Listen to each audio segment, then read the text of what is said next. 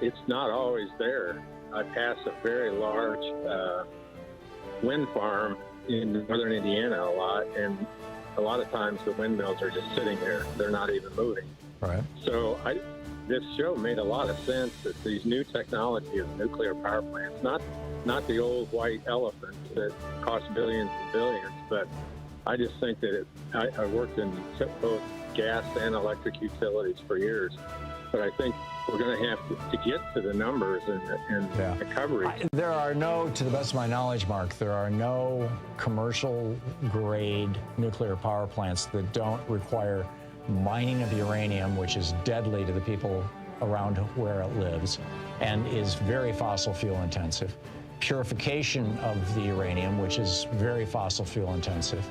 Transportation of the fissile materials to the power plant, and then disposal of the waste thereafter. There are no systems that are commercially viable right now.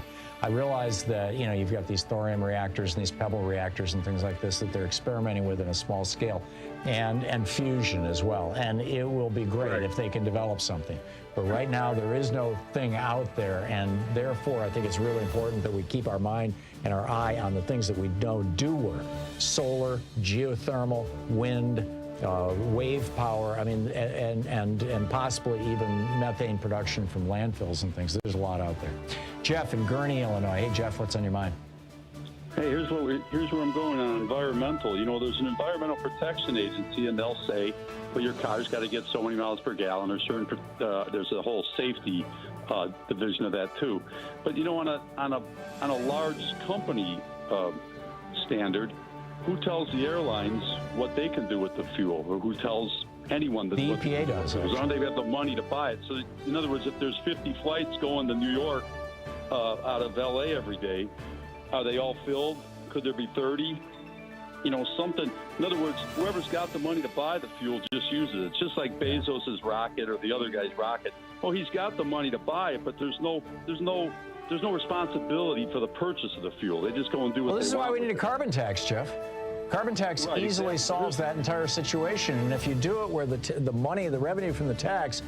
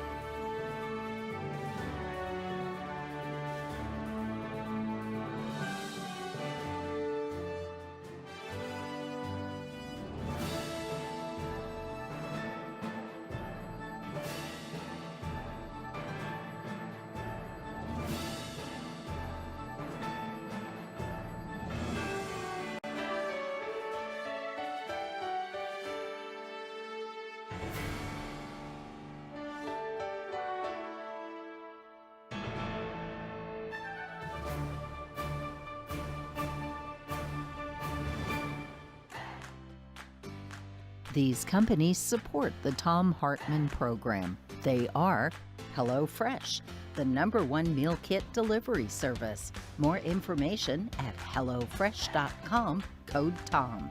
CB Distillery for sleeping and pain relief. More info at cbdistillery.com, code TOM. Dinovite, only the best all-natural pet supplements. More info at dinovite.com. Annie's Kit Clubs, creativity delivered right to your door. More info at annieskitclubs.com/Tom. Wild Alaskan Company, delicious, sustainably sourced seafood delivered right to your door. More information at wildalaskancompany.com/Tom. And Mack Weldon, reinventing men's basics. More info at mackweldon.com/Tom.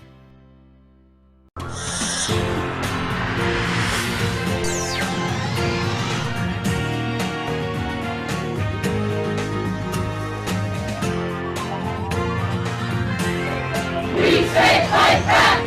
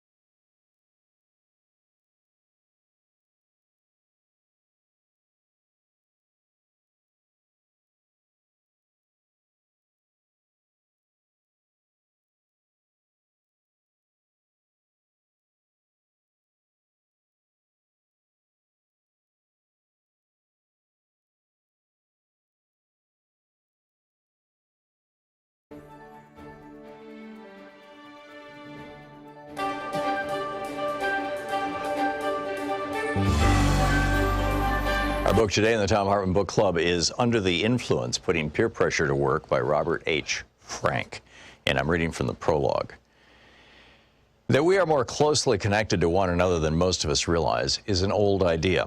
An important variation dates from 1929, when Hungarian writer Frigyes Karinthy published a short story entitled Chains. Two of the story's main characters speculate that any two living people can be connected by a chain involving no more than 5 acquaintances. That some such chains exist is hardly surprising, since most of us can think of people in distant locations to whom we're connected through a small number of intermediaries. The man bites dog aspect of Karinthy's conjecture is that almost any two people, A and E, could be linked by a chain like A knows B, B knows C, C knows D, who knows E. One of the first systematic attempts to test this claim came in the 1960s with a series of experiments by the psychologist Stanley Milgram. In it, he sent packages containing a small booklet to 96 people chosen at random from the Omaha, Nebraska telephone directory. His cover letter asked them to try to forward the booklet to a specific residence of Boston, Massachusetts, through a chain of personal acquaintances. He told them the name and address of the Boston resident, that he worked as a stockbroker, and that the first person in their chain should be somebody they knew on a first-name basis. Milgram also advised them to choose someone they believed, presumably based on the target's location and occupation, could be socially closer to the target than they were themselves. Subsequent recipients in the chain were asked to forward the same instructions. Many of the Omaha recipients undoubtedly tossed Milgram's booklet in the trash, so it's remarkable that the Boston target received 18 of the 96 packages. The average number of links in the 18 chains was 5.9. But the now familiar expression 6 degrees of separation would not gain broad currency until many years later when John Guare's play by that name premiered on Broadway in 1990. The concept became a meme in full when 4 Albright College students introduced 6 Degrees of Kevin Bacon in 1994, a game designed to measure the professional proximity of an actor, living or dead, to the American film star Kevin Bacon. An actor has a Bacon number of 1, for example, if he or she appeared in the same film with Bacon.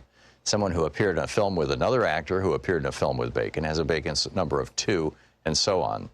The average Bacon number is 2.95 among actors who have one. In that group, even the actor most distant from Bacon, William Rufus Shafter, has a Bacon number of only 7. Shafter, a Union Army officer during the Civil War, appeared in 2 films in 1898. For academics who study social connectedness, the 6 degrees concept gained little traction until 1998. That's when the sociologist Duncan Watts and the mathematician Steve Straga published their landmark paper, Collective Dynamics of Small World Networks in Nature. In the years since then, this paper has provided the mathematical foundation for the analytical tools that social scientists have been using with such remarkable success to study how ideas and behaviors spread through populations like infectious diseases. It has already been cited by other scholars more than 38,000 times and is one of the few papers ever published to be among the most widely cited works in multiple disciplines. In his 1976 book, The Selfish Gene, the evolutionary biologist Richard Dawkins coined the term meme, which Webster now defines as an idea, behavior, style, or usage that spreads from person to person within a culture. The meme is to cultural transmission, Dawkins argued, as the gene is to biological transmission. One of Charles Darwin's central insights was that natural selection favors genetic variations that enhance the individual organism's ability to survive and reproduce. Much of the time, the same variations also benefit larger groups, but often not. For example, an inclination to cheat when no one's looking might benefit individuals, but widespread cheating almost always makes matters worse for groups. It is the same with memes. The memes that propagate most successfully are often ones that benefit both individuals and groups. But here too, not always. As the legal scholar Jeffrey Stake has argued, ideas should not be treated as inert products, but as living things that sometimes exert some influence over their environment. Some of the ideas are more adept at surviving than others, and the ones that survive will not necessarily be good for humans. It is often hard to evaluate whether a specific behavior even qualifies. This is the Thom Hartmann Program. Well, happy heat wave. It's gonna pick up tomorrow, at least in this part of the country. We'll see, how it travels and where it goes, but we're looking at 103 degrees tomorrow here in Oregon. So, wow. Anyhow, a lot on the program today. In the third hour, we've got a great geeky science. Why washing your fruit and vegetables is a bad idea? Really? And Dr. Justin Frank will be with us in the third hour about deprogramming Trump cultists and just what's going on with all of that.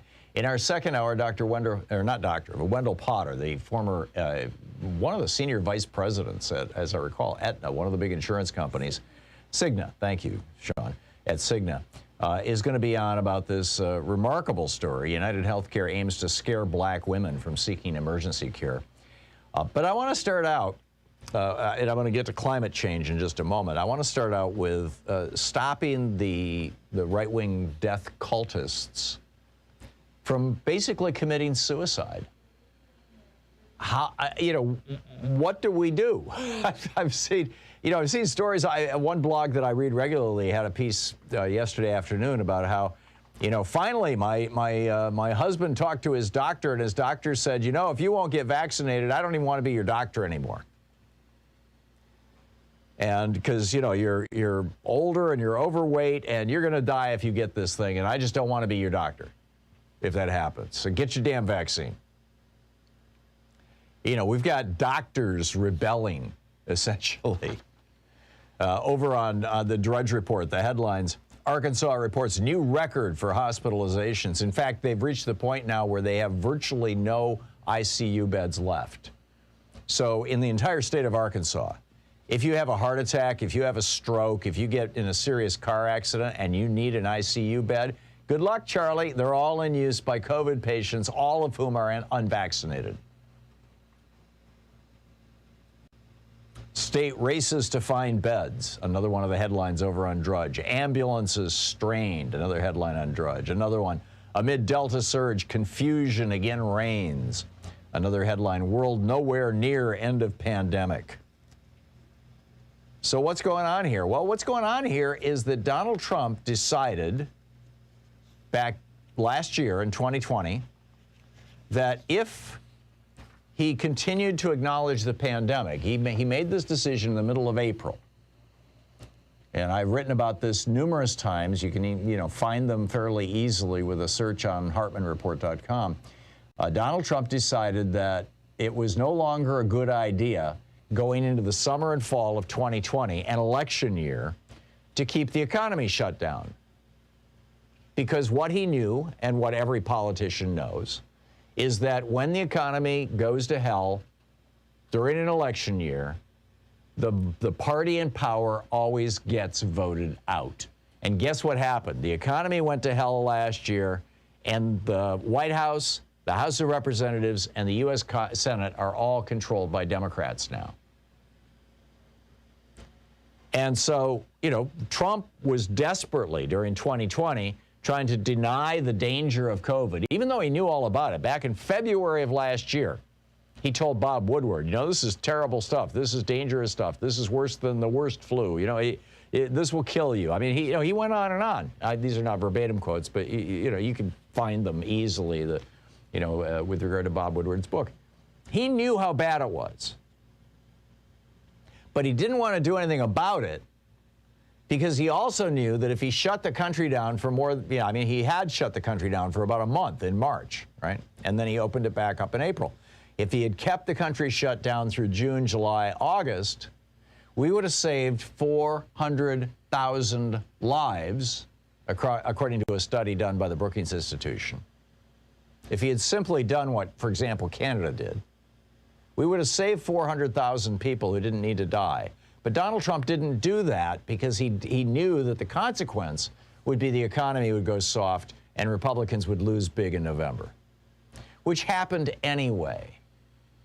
So now the Republicans, since they started down this road, since Trump told this lie that, oh, don't worry, and hydroxychloroquine will cure it, and now it's ivermectin, this horse deworming paste that they're promoting because some guy in was it Italy? I think I forget where it was. No, it was Egypt. A guy in Egypt must be a Muslim, right? Tell the Republicans that. Publish this report. No, I don't. That's like on the edge of something nasty. But you get the point. I think a lot of these people, if they knew that this study came out of Egypt and that then the guy was charged with plagiarism and making up numbers, the math literally didn't work in his study. And his study has been withdrawn and completely repudiated. And yet, hey, here's this thing that got printed someplace. And the Trump guys, the mask holes and the Trumpies are all over it. Oh, let's follow Donald Trump. He said, and all the Republicans, they say there's nothing to worry about. And we're going to hit 700,000 dead people this year.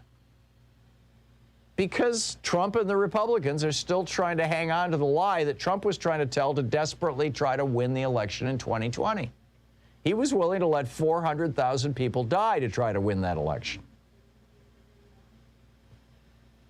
And it's continuing. And the cult around him is expanding. Have you had members of your family fall into this cult? Have you figured out a way to get them out of it? It's now become the kind of the death cult / Trump cult. Down in Florida, this an amazing piece over at Raw Story. MAGA lovers flock to Florida seeking access to Superman Trump. Florida, in this one area of Florida, you've got Matt Gaetz, Palm Beach-based Laura Ingraham, Lou Dobbs, Ann Coulter, Jupiter-based Mark Levin, Boca Grande-based Tucker Carlson, Palm City-based Dan Bongino, as well as Sean Hannity, who has a condo in Palm Beach, and now Ben Shapiro. The National Enquirer, they write, launched by a childhood friend of Trump mentor Roy Cohn, gave rise to the paranoid and factually challenged style of modern right-wing media outlets like Newsmax and Fox News. This notoriously Islamophobic right-wing provocateur, Laura Loomer, she says, all roads lead to Mar-a-Lago. Anybody who is anybody has to formulate their political career and build up a donor base to establish themselves in Palm Beach County. This is where the political power within the right wing or the America First movement is centralized. I was with President Trump 3 times in 1 week. Hagan calls it a space safe from liberals.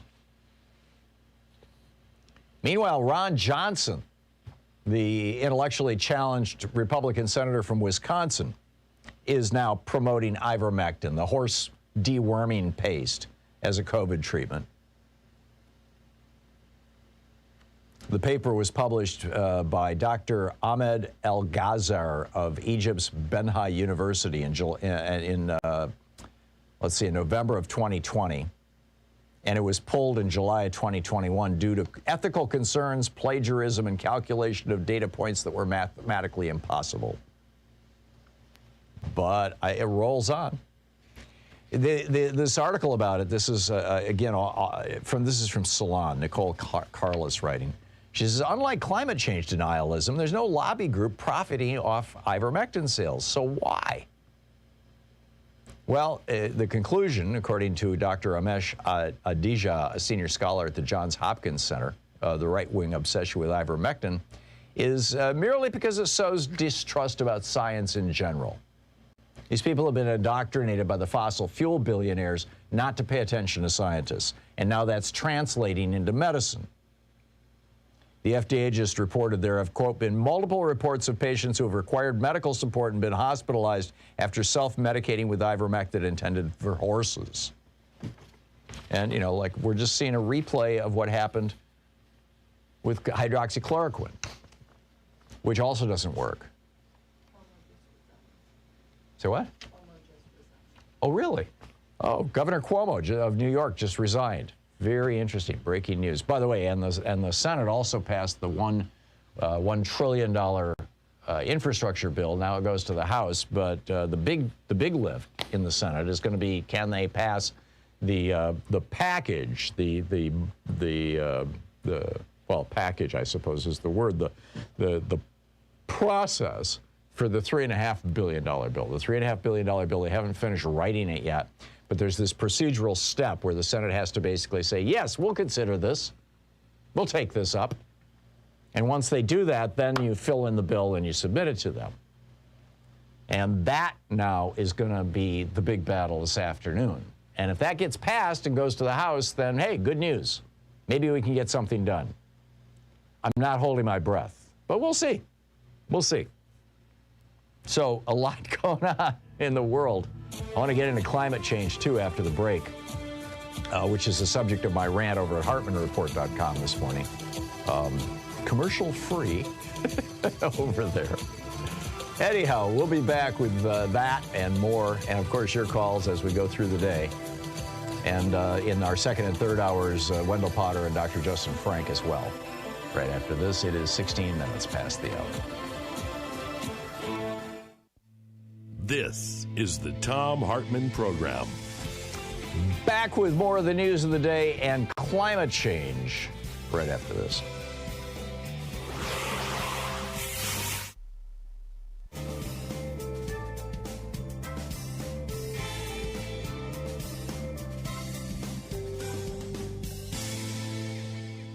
And welcome back, Jeff in Fort Dodge, Iowa. Hey, Jeff, what's on your mind today? Hi, Tom. Our Senator Joni Ernst had a little editorial in our local paper here yesterday, and it concerns me very much. It's about immigration.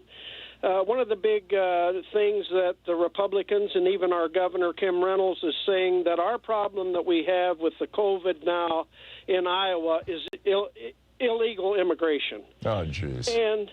And just a couple numbers from her editorial in our paper that 210,000 illegal immigrants reported to the border last month. 50,000 were released without even having a court date. She states that over 7,000 COVID-19 positive migrants have been released by the federal government since February, 1,500 in the last week. Yeah, well, that may all be true, Jeff. Those are relatively small numbers compared to the population of the United States and compared to where, and COVID is not coming from illegal immigrants. COVID is here. COVID came here on airplanes from Europe. It didn't come here from Mexico or from Central America. That's the new election talking point is going to be the problem that our states are having. And I want to kind of go back to what happened last election, because the defund police was terribly effective by the Republicans in the state of Iowa. Yep. We only have one Democratic representative now. It's all Republican. Yeah. And we're going to lose that one if we're not careful. This is their talking point. The problem with Iowa is illegal immigration and the Biden administration's open borders. Yeah. And that's going to be their campaign next. Yeah, and the open borders thing is just a complete lie. I mean, there are no open borders. Yes, there are people who can sneak across any kind of border and do. And by the way, most of those people are, if they turn themselves in to immigration, they are not migrants. They are refugees. That's they're seeking refugee status. These are people who are fleeing violence, mostly in Guatemala, and climate change that has wiped out the farms of thousands and thousands of farmers and turned their land into desert. And it's amazing how refugees keep getting portrayed as if they're just coming here looking for a job. Yeah, well, it's sad because they're going to use it, and Iowans could care less about the drought in Honduras or anything. Yeah. Iowa's become very, very selfish, and they used to care for people and immigrants. Now it's look out for thyself. Well, times are tough, and you can understand where people are getting a little more introspective, but certainly the right wing is amplifying that with the whole message that has been echoing down for 40 years from the Reagan Revolution, which is I, me, mine. No we society, it's a me society. I'm the most important thing in the universe, they say. This is their shtick. And, it's like narcissism turned into a political theory. Jeff, thank you for the heads up on this. Grim news, but thank you for the heads up. That's amazing. It's 21 minutes past the hour. It's the Thom Hartmann Program. We'll be back in just a moment. Got to read a commercial ad on the other side of this break. I will be back literally in 1 minute. Stick around. It's 21 minutes past the hour.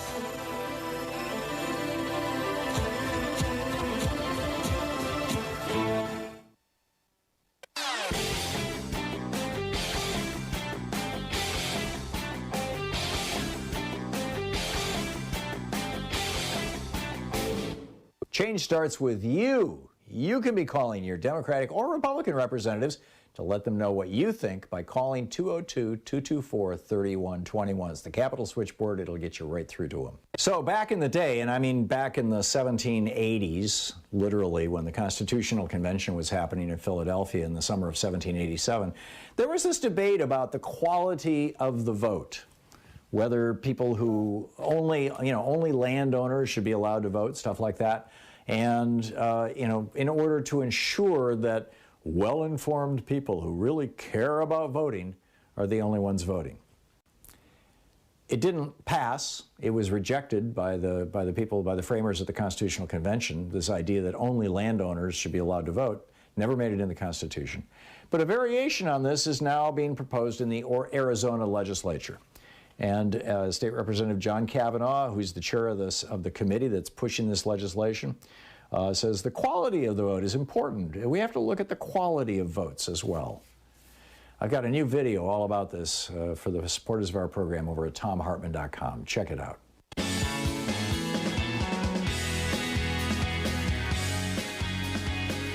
And welcome back. I want to get into climate for just a couple of minutes here. The headline of my daily rant today at hartmannreport.com is Climate Change. Will America wait until it's too late?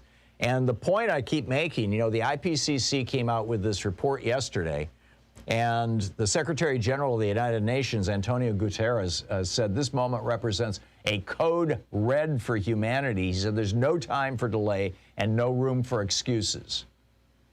And so the Democrats are proposing a $3.5 trillion bill in the United States, you know, Congress, and right now it's in the Senate, that will go a long way toward mitigating climate change while at the same time strengthening our social safety net as more and more of us are coming under attack from climate change. And it's wrecking neighborhoods and stressing power systems and all kinds of things. And what do the Republicans have to say? Nope, we're not going to have anything to do with that. Sorry, forget it. Ain't going to happen. And we've got a couple of Democrats that we're waiting to see where they're going to fall on this thing. Sinema, Manchin, maybe Coons and Carper, maybe Feinstein. I mean, you know, we're just waiting to see which of these Democrats are going to stand up and say, yes, we're with the people. We need to do something about climate change. $3.5 trillion is a drop in the bucket compared to the cost of climate change to the United States. And we need to change our infrastructure and make it more resilient and less carbon emitting. The IPCC report says that we can burn another 500 billion tons of carbon worldwide before we hit this 1.5 degree absolute wall. And once you hit that wall, all bets are off. And we're burning fossil fuels. We're putting carbon dioxide into the atmosphere right now at the rate of a little over 50 billion tons a year. So 500 billion tons is 10 years, and then it's got to go to zero. Well, there's no way in hell we're going to go to zero in 10 years, which means we need to start reducing dramatically. If we can cut by 50% over the next 2 or 3 years, then, you know, we can get to zero over 12, 15 years, maybe.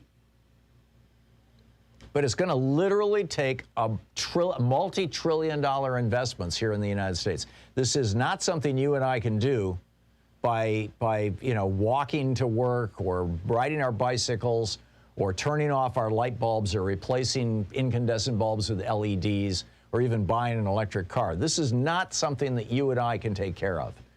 Yes, we should, you know, try to modify our lifestyle and reduce our carbon footprint to whatever extent is reasonable.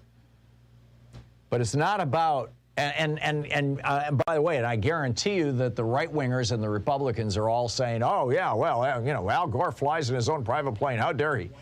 You know, that kind of stuff. How big is you know, fill in the blanks house? When actually the issue is that we're still subsidizing the fossil fuel industry to the tune of over $1.2 trillion worldwide and over $300 billion a year here in the United States. That's our tax dollars that we give to the fossil fuel industry, that we give to the fossil fuel billionaires. And we are not taking that kind of money or anything even close to it and throwing it in a major way in the United States into programs that would stop climate change. We need to solarize every house in America. We need to put electric charging stations all over the place. We need to replace outdated power plants and centralized, you know, power generation stations with distributed power generation. We need to have neighborhoods producing their own electricity through rooftop solar and neighborhood, load balancing systems. None of this is technology that is impossible. It's already in place in large part in countries like Germany. I mean, they started on this literally 20 years ago. And they're shutting down their last nuclear power plant this year or next year, I believe, within the next couple of years in any case.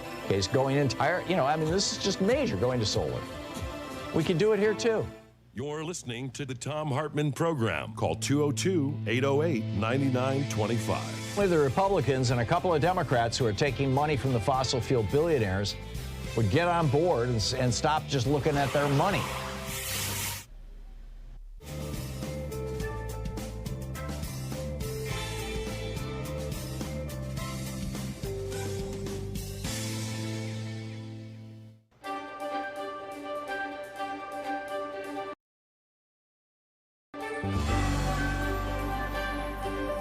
Our book today in the Thom Hartmann Book Club is Cokeland, The Secret History of Coke Industries and Corporate Power in America by Christopher Leonard. This is from the preface. On May 18th, 1981, 4 Wall Street bankers traveled to Wichita, Kansas. They went there to make an offer to Charles Koch, the CEO of an obscure mid-size energy company. The bankers from Morgan Stanley wanted to convince Koch to take his family's company public, offering shares for sale on the New York Stock Exchange. Their deal was squarely in line with the conventional wisdom of corporate America at the time. Going public was seen as a natural progression for companies like Koch Industries, offering them access to big pools of money and promising enormous paydays for the existing team of executives. All it required from the CEO was to surrender control. Morgan Stanley, in return, would collect a small fortune in fees. Charles Koch was 45 years old. He had run Koch Industries since he was 32 when his father died suddenly. He was trim, tall, and had an athlete's build. He spoke quietly in meetings and seemed almost passive. The bankers laid out their plan to take Koch public. They revealed what, to most executives at least, might have been the most significant detail. If Charles Koch agreed to the deal, he could earn $20 million overnight. The bankers seemed incredulous when they prepared a confidential memo about Koch's reaction. "He does not want this cash," the memo reported.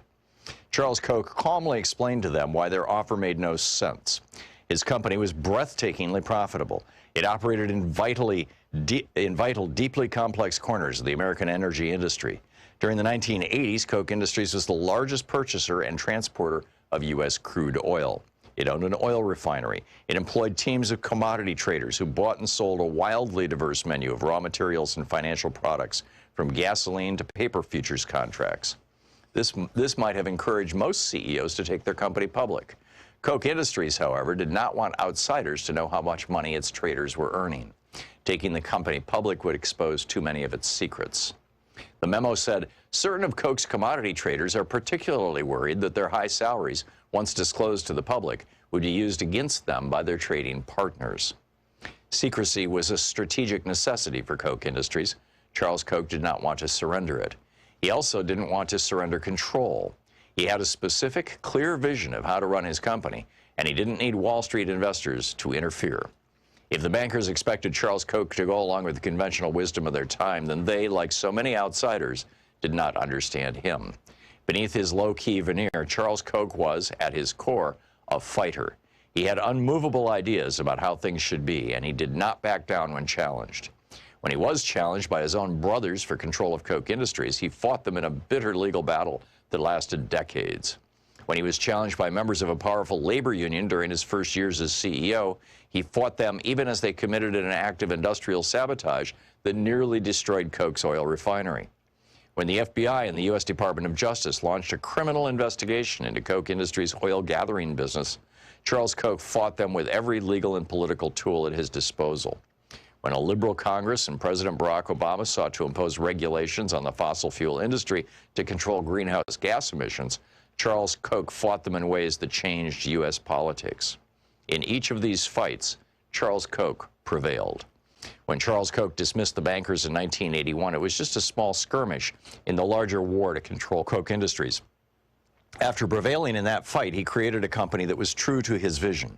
He avoided the snares that entangled many publicly traded companies that report their financial results to investors every 3 months.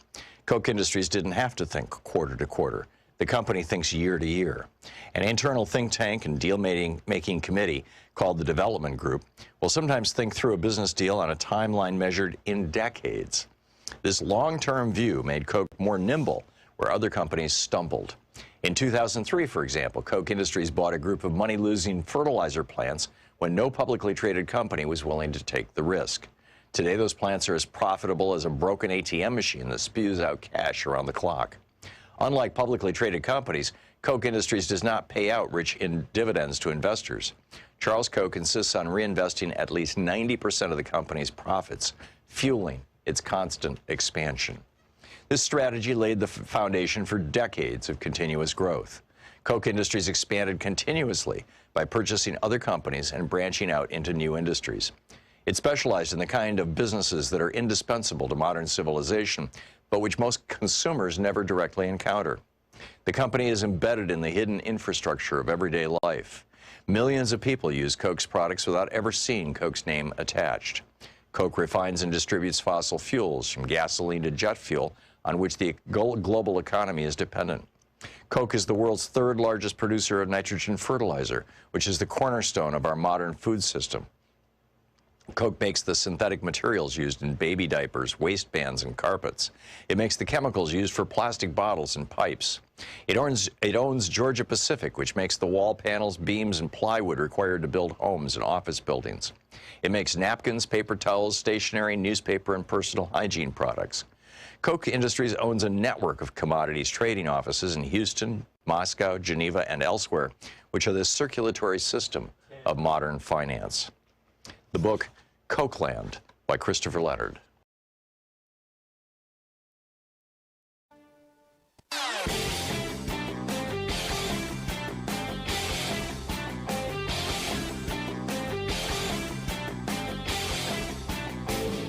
Missed my opening rant today? It's usually published over at HartmannReport.com, where you can read it and share it with your friends for free. Check it out, HartmannReport.com. So people wonder why this summer all of a sudden. How is it that all kinds of Americans are showing up with assault weapons in the Capitol building, trying to assassinate the Vice President of the United States and the Speaker of the House of Representatives, and stop the counting of the presidential votes, the Electoral College votes? Where did this come from? You know, the last time we saw an armed uprising against the federal government in the United States was 1861. It was the Confederacy. Is this a Confederacy rising again? Well, yeah, there is a huge white supremacist element to it. In fact, I'd say it's one of the primary animating impulses. But what really got these things going, these militias going, was the Heller decision written by the opinion written by Antonin Scalia and published on June 26, 2008. And it has crazy language in it, basically begging for militias. I share it with you in a special video over at ThomHartmann.com. Check it out.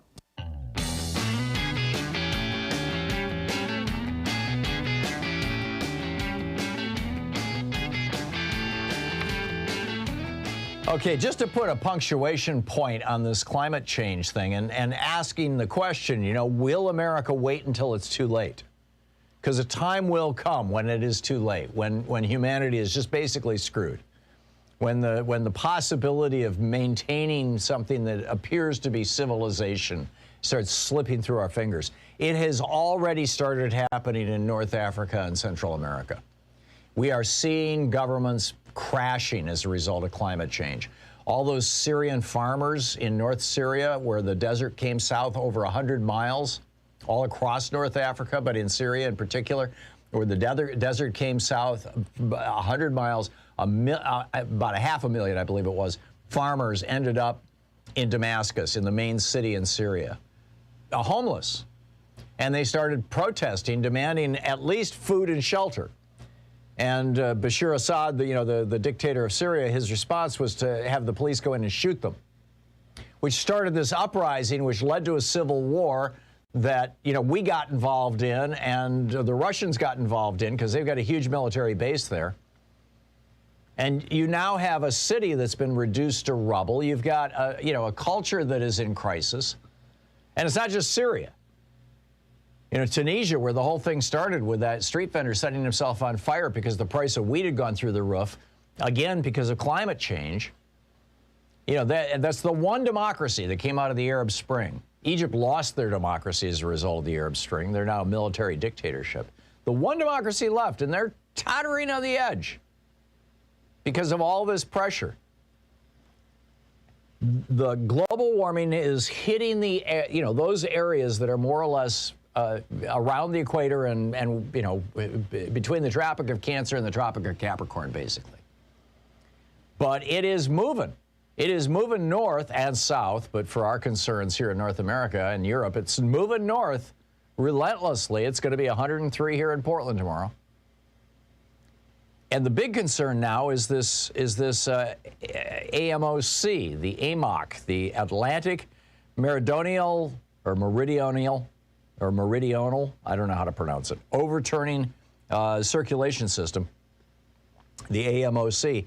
This is what you and I generally refer to as the Gulf Stream, the water that flows up You know, from it starts off the coast of Southeast Asia, goes down south of South Africa, comes up along the east coast of South America, Central America, and then, you know, produces the Gulf, you know, warms the Gulf of Mexico and goes up the east coast of the United States, and then goes out into the ocean, and just south of Greenland it sinks. And now Greenland, the glaciers are melting and pouring fresh water into it, and it's causing it to collapse or to be on the verge of collapsing.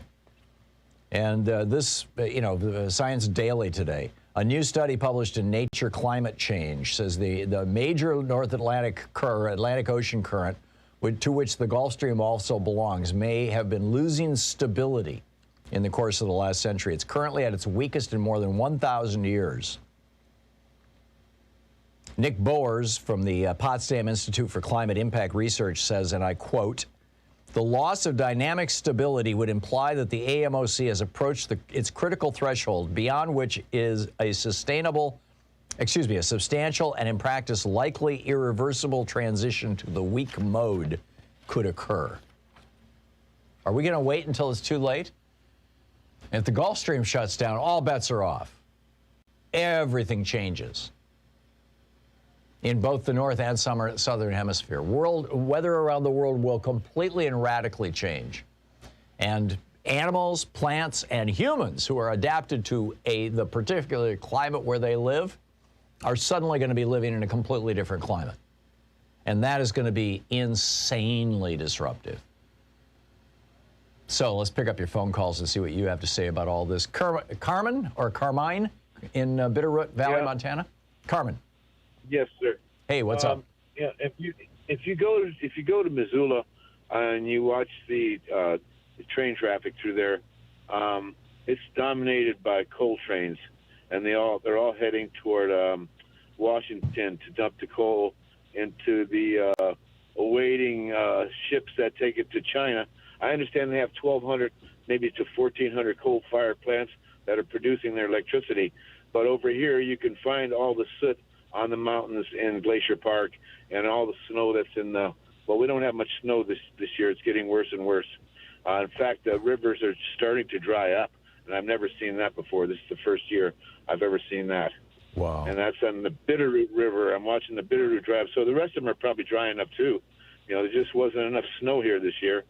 But that coal fire, they could just stop sending all that coal that comes out of Coal Strip to Everett, where those big barges are waiting to take them straight to China. Yeah. It was like, you know, like when they were talking about stealing our champagne water out of the Great Lakes, when the Chinese were dragging those bladders through there with ocean-going tugs and hauling it back to China. I don't know what for. I guess to drink. I don't know. Yeah. But that was a while back.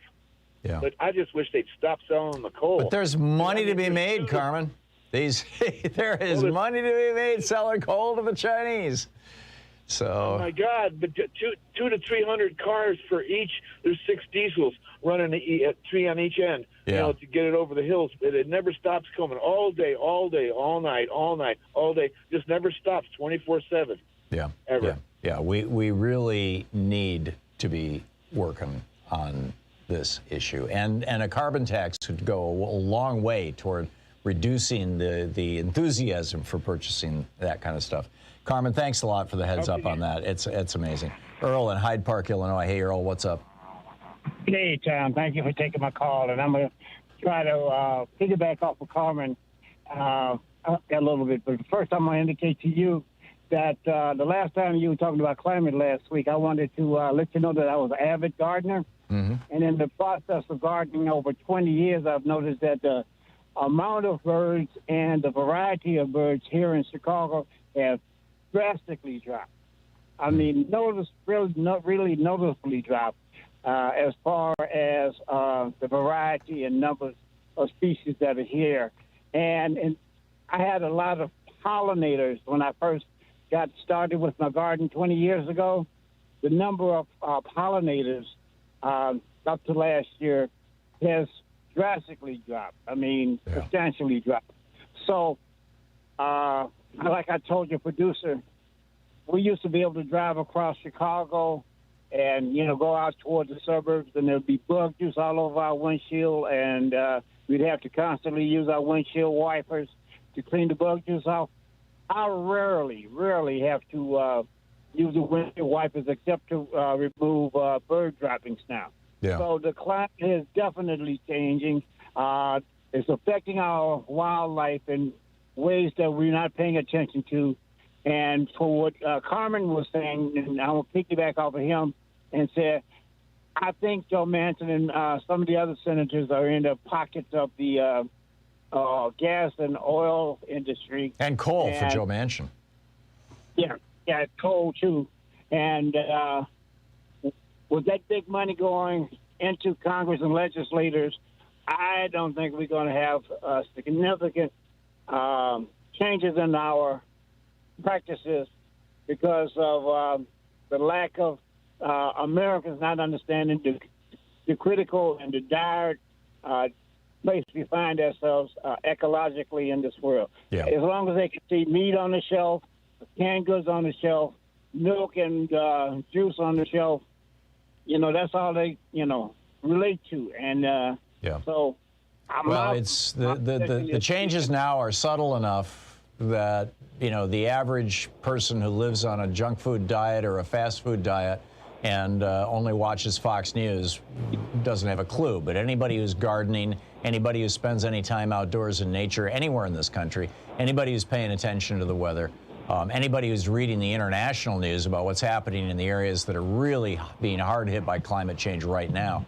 knows how bad this is. And obviously, earlier, one of them. Thank you very much for the call and for sharing that with us. Ernie in Chicago, it says here you disagree with me, Ernie, about what? Yes, sir. Thanks for taking my call. Sure.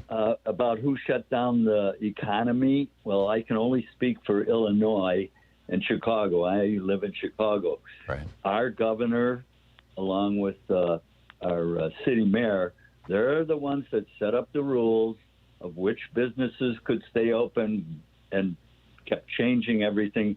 And they decimated a lot of the small businesses just because of that. So, would you rather have had an additional couple thousand or 100,000 or tens of thousands of people die? No, what I think is important. So what's the alternative? Freedom come. Pardon? What's the alternative? If you don't shut down a business, if you don't shut down businesses during a pandemic, what do you do? And when there's no vaccine available, what do you do? Okay, I'll give you an example of hindsight is always easy to use. Okay, in Chicago here, Home Depot and Ace Hardware, they were allowed to stay open. Big Walmart, big companies like that. Why couldn't the smaller places stay open? They could have kept the doors open, had a sign that said the capacity can hold 5 people in line. The rest of the people can. Well, my understanding is that the small businesses that could do curbside delivery or home delivery were doing just fine. You're missing the point. The point is they shut down the business that has stores. We're talking about, I'll use one that's really easy to understand, dry cleaners in my area. They shut them down. Dry cleaners with drive-through windows?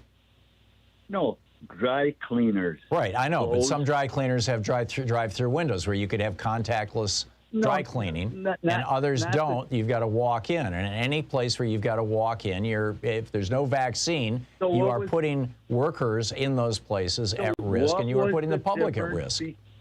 What was the difference between the mayor and the governor picking certain businesses to stay open? Ernie, do you think that there was some conspiracy on their part to only pick businesses that were like campaign contributors or something? Is that where you're going with this? No. I would never try to figure out why they chose and what they did. Well, don't you think that they did what they did because they were trying to save lives? Yeah. You don't think that Mayor Lightfoot and Governor, Pritzker?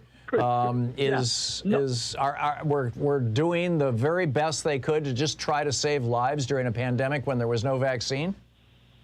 Yes, I agree with what you said. The part that comes into play is then what they did. People will agree or disagree. It's when I was what's your point, to my Ernie? friends. My point is there's a comfort level for everybody as far as what I've listened to people talk over this last year and a half.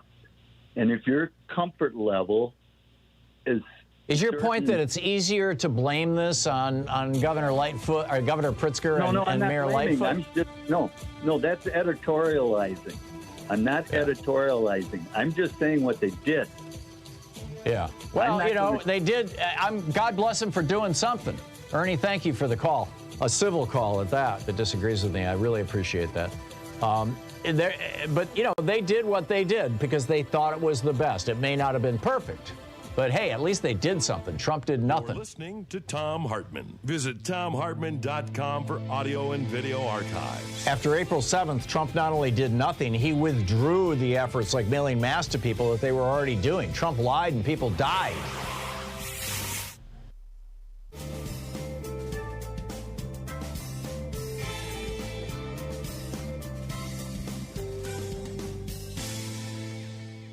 And welcome back. Gabriella in Tahunga, California. Hey, Gabriella, what's up? Hello? Oh, Gabriella's not there. Let's try, she's on line 8, Joyce, if you want to check it out. Jim in Lake Isabella, California. Hey, Jim, what's on your mind today? Hey, Tom, 2 points. You brought up the AMOC. One thing I think you need to emphasize on the AMOC is that if it shuts down, this is almost an immediate effect worldwide. If it shut down this year... Yeah, it takes 2 or 3 years for all that latent heat in the Atlantic to dissipate, and then we're screwed beyond imagination. Yeah, crops start failing everywhere in Europe and Siberia. So it needs to be emphasized that that's really, really dangerous. Yeah. But what I called about is your 1.5 degree temperature rant that you're going through. I would argue that we've already blown past the 1.5 based on post 9/11. They did some follow-up studies with weather, and the evaporation rates. We have in North America. The Washington Post did an absolutely spectacular piece that was in the paper last night, where they go county by county. You can literally plug in your county. I plugged in Multnomah County, and in Multnomah County, we're at 1.6 degrees above baseline. But the average across the United States is around 2 degrees Celsius. Yeah, so I think worldwide it's at 1.1 degrees. Yeah, so we're stuck in a negative feedback loop. If we keep flying the jets, we'll keep the temperature down. But if we stop flying the jets, we're going to heat up. So it's not a good situation. Yeah, and it's not just the jets, but you're right. They do produce some albedo effect, the vapor trails. But it is, we look back on 2020 when all the jets stopped flying, and we can see that difference. This is much, much bigger than that. This is, we've got to figure out how to produce a society that doesn't depend on fossil fuels. It's just that simple. Jim, thank you for the call. Gabriella, you want to try it again in Tahunga? Yes, thank you, Tom. My question to you is, what are the very wealthy, what are their plans as... They're buying old missile silos in Wyoming and converting them into $5 and $10 and $15 million underground palaces, the billionaires. That's what I they're buying 500 going foot, into outer space. Right. They're shooting themselves into outer space. They're buying 500-foot yachts that have distillation facilities on board to distill their own water and stuff like that. And eventually, I'm guessing they'll start covering them with solar panels. The billionaires have their own agenda.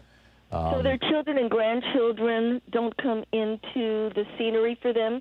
I think they think their children and grandchildren will be so rich. I mean, they're going to be richer than any of your ancient kings that they will figure out ways to be immune to these climate change-based changes. They'll just move to some other country. You got billionaires. The country that has been least affected so far, the of the advanced and industrialized countries in the world, the one that's been least affected so far by climate change is New Zealand.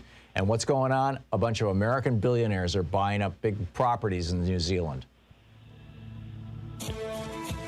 Thank you. I think this is their plan. Gabriella, thank you. It's short-sighted, it's stupid, and it doesn't consider the fate and future of the world or of their families, their children, their grandchildren. But these people have hubris. You know, it's like Jeff Bezos being shot into outer space and coming back and saying, we should put our polluting industries up there. Really? Gabriella, thank you so much for the call. We'll be right back. It's 52 minutes past the hour.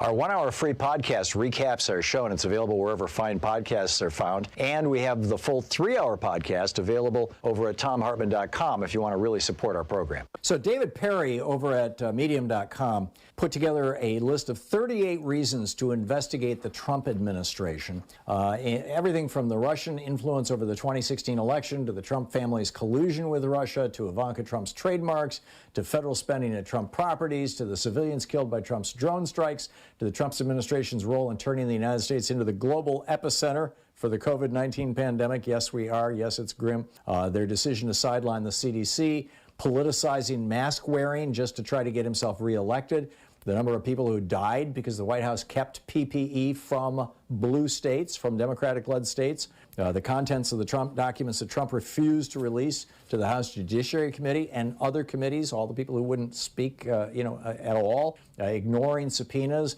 violations of the Hatch Act, the deportation of COVID-positive immigrant families, illegal altering of records. Anyhow, there's a whole list. It's over at thomhartmann.com. Check it out.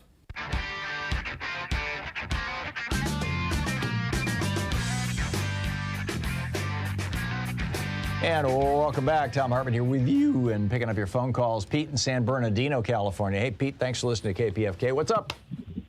Every day.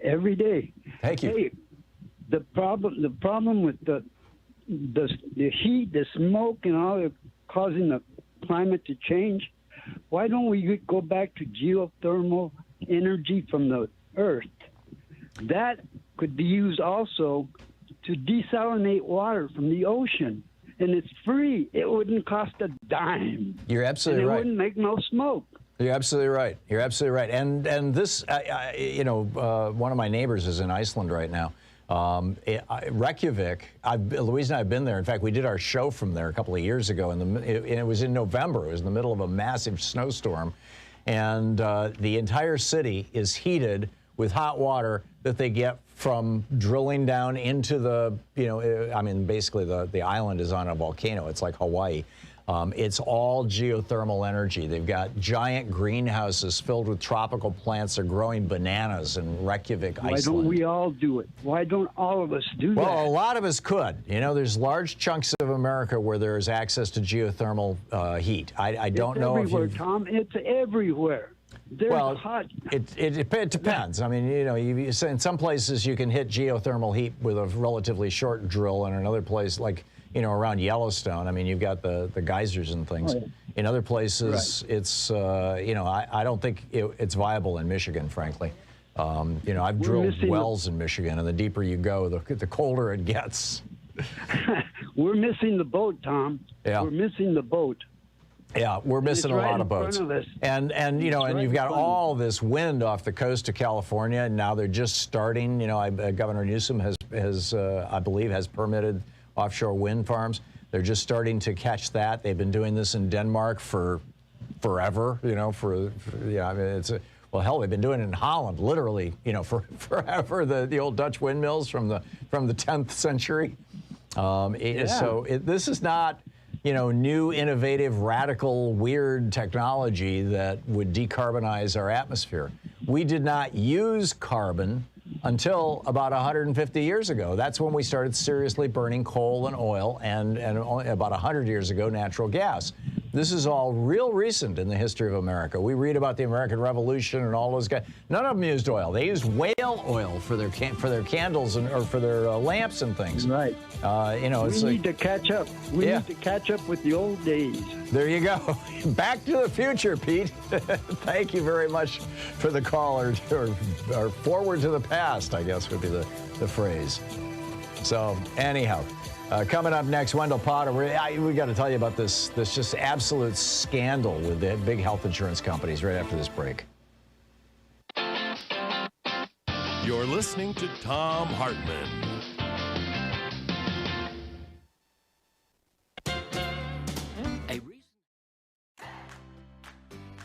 These companies support the Thom Hartmann Program. They are HelloFresh, the #1 meal kit delivery service. More information at hellofresh.com, code TOM.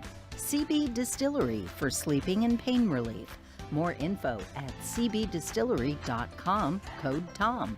Dinovite, only the best all-natural pet supplements. More info at dinovite.com. Annie's Kit Clubs, creativity delivered right to your door. More info at annieskitclubs.com/Tom. Wild Alaskan Company, delicious, sustainably sourced seafood delivered right to your door. More information at wildalaskancompany.com/Tom. And Mack Weldon, reinventing men's basics. More info at mackweldon.com/Tom.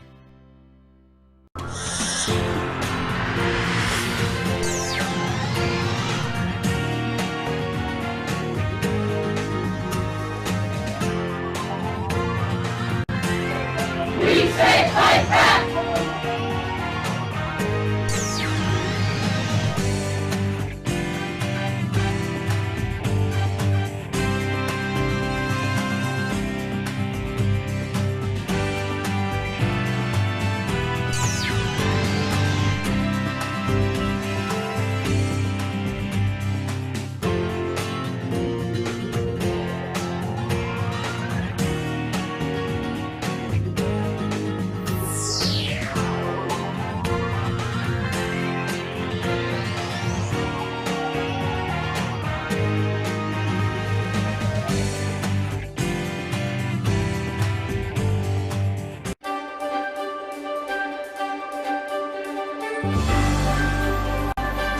Today we're reading from David Blight's book, Frederick Douglass, Prophet of Freedom. This is from the introduction. In his speech at the dedication of the National Museum of African American History and Culture in Washington, D.C., September 24, 2016, President Barack Obama delivered what he termed a, quote, clear-eyed view of a tragic and triumphant history of black Americans in the United States. He spoke of a history that is central to the larger American story, one that is both contradictory and extraordinary. He likened the African American experience to the infinite depths of Shakespeare and Scripture. The, quote, embrace of truth as best we can know it, said the president, is, quote, where real patriotism lies. Naming some of the major pivots of the country's past, Obama wrapped up his central theme in a remarkable sentence about the Civil War era. Quote, we've buttoned up our Union blues to join the fight for our freedom. We've railed against injustice for decade upon decade, a lifetime of struggle and progress and enlightenment that we see etched in Frederick Douglass's mighty leonine gaze, end quote. How Americans react to Douglass's gaze, indeed how we gaze back at his visage, and more important, how we read him, appropriate him, or engage his legacies, informs how we use our past to determine who we are. Douglass's life and writing emerged from nearly the full scope of the 19th century, representative of the best and the worst in the American spirit. Douglass constantly probed the ironies of America's contradictions over slavery and race. Few Americans use Shakespeare and the Bible to comprehend his story and that of his people as much as Douglass. And there may be no better example of an American radical patriot than the slave who became a lyrical prophet of freedom, natural rights, and human equality. Obama channeled Douglass in his dedication speech, knowingly or not. So do many people today. Born Frederick Augustus Washington Bailey, a slave, in Talbot County, Maryland, in February 1818, the future Frederick Douglass was the son of Harriet Bailey, one of 5 daughters of Betsy Bailey, and with some likelihood his mother's white owner. He saw his mother for the last time in 1825, though he hardly knew her. She died the following year. Douglass lived 20 years as a slave and nearly 9 years as a fugitive slave subject to recapture. From the 1840s to his death in 1895, he attained international fame as an abolitionist, editor, orator of almost unparalleled signature, and the author of 3 autobiographies that are classics of the genre. As a public man, he began his abolitionist career 2 decades before America would divide and fight a civil war over slavery that he openly welcomed. Douglas was born in a backwater of the slave society of the South, just as steamboats appeared in bays and on American rivers, and before the telegraph, the railroad, and the rotary press changed human mobility and consciousness. He died after the emergence of electric lights, the telephone, and the invention of the phonograph. The renewed orator and traveler loved and used most of these elements of modernity and technology. Douglas was the most photographed American of the 19th century, explained in this book, and especially by the intrepid research of 3 other scholars I write upon. Although it can never really be measured, he may also have been, along with Mark Twain, the most widely traveled American public figure of his century. By the 1890s, in sheer miles and countless number of speeches, he had few rivals as a lecturer in the golden age of oratory. It is likely that more Americans heard Frederick Douglass speak than any other public figure of his time. Indeed, to see or hear Douglass became a kind of wonder of the American world. He struggled as well with the pleasures and perils of fame as much as anyone else in his century, with the possible exceptions of General Ulysses S. Grant or P.T. Barnum. Douglass's dilemma with fame was a matter of decades, not merely of moments, and fraught with racism. The orator and writer lived to see and interpret black emancipation, to work actively for women's rights long before they were achieved, to realize the civil rights triumphs and tragedies of Reconstruction, and to witness and contribute to America's economic and international expansion in the Gilded Age. He lived to the age of lynching and Jim Crow laws, when America collapsed into retreat from the real victories and revolutions in race relations that he had helped to win. He played a pivotal role in America's second founding out of the apocalypse of the Civil War, and he very much wished to see himself as a founder and defender of the Second American Republic. In one lifetime of anti-slavery, literary, and political activism, Douglass was many things, and the set of apparent paradoxes makes his story so attractive to biographers, as well as to so many constituencies today. He was a radical thinker and a proponent of classic 19th century political liberalism. At different times, he hated and loved his country. He was a ferocious critic of the United States and all its hypocrisies, but also, after emancipation, became a government bureaucrat, a diplomat, and a voice for territorial expansion. He strongly believed in self-reliance and demanded an activist interventionist government at all levels to free slaves, defeat the Confederacy, and to protect black citizens against terror and discrimination. Douglass was a serious constitutional thinker, and few Americans have ever analyzed race with more poignancy and nuance than this mostly self-taught genius with words. He was a radical editor, writer, and activist. The book Frederick Douglass by David Blight. The book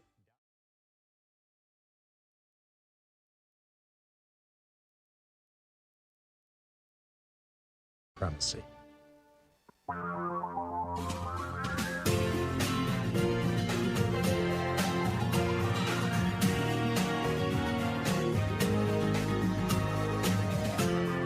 This is the Thom Hartmann Program. And welcome back. Thom Hartmann here with you. And on the line with us is our old buddy Wendell Potter, the president of the Center for Health and Democracy, the president for Business Leaders for Healthcare Transformation, the founder of tarbell.org, the author of 2 brilliant books, Deadly Spin and Nation on the Take. And in fact, there's a chapter in my new book, The Hidden History of American Healthcare, about Wendell Potter, a good guy and a terrible job. And that terrible job, of course, fronting for the health insurance industry, which he now is criticizing. What a wonderful, wonderful story about a really, truly great man. Wendell Potter, it's an honor to have you on the program.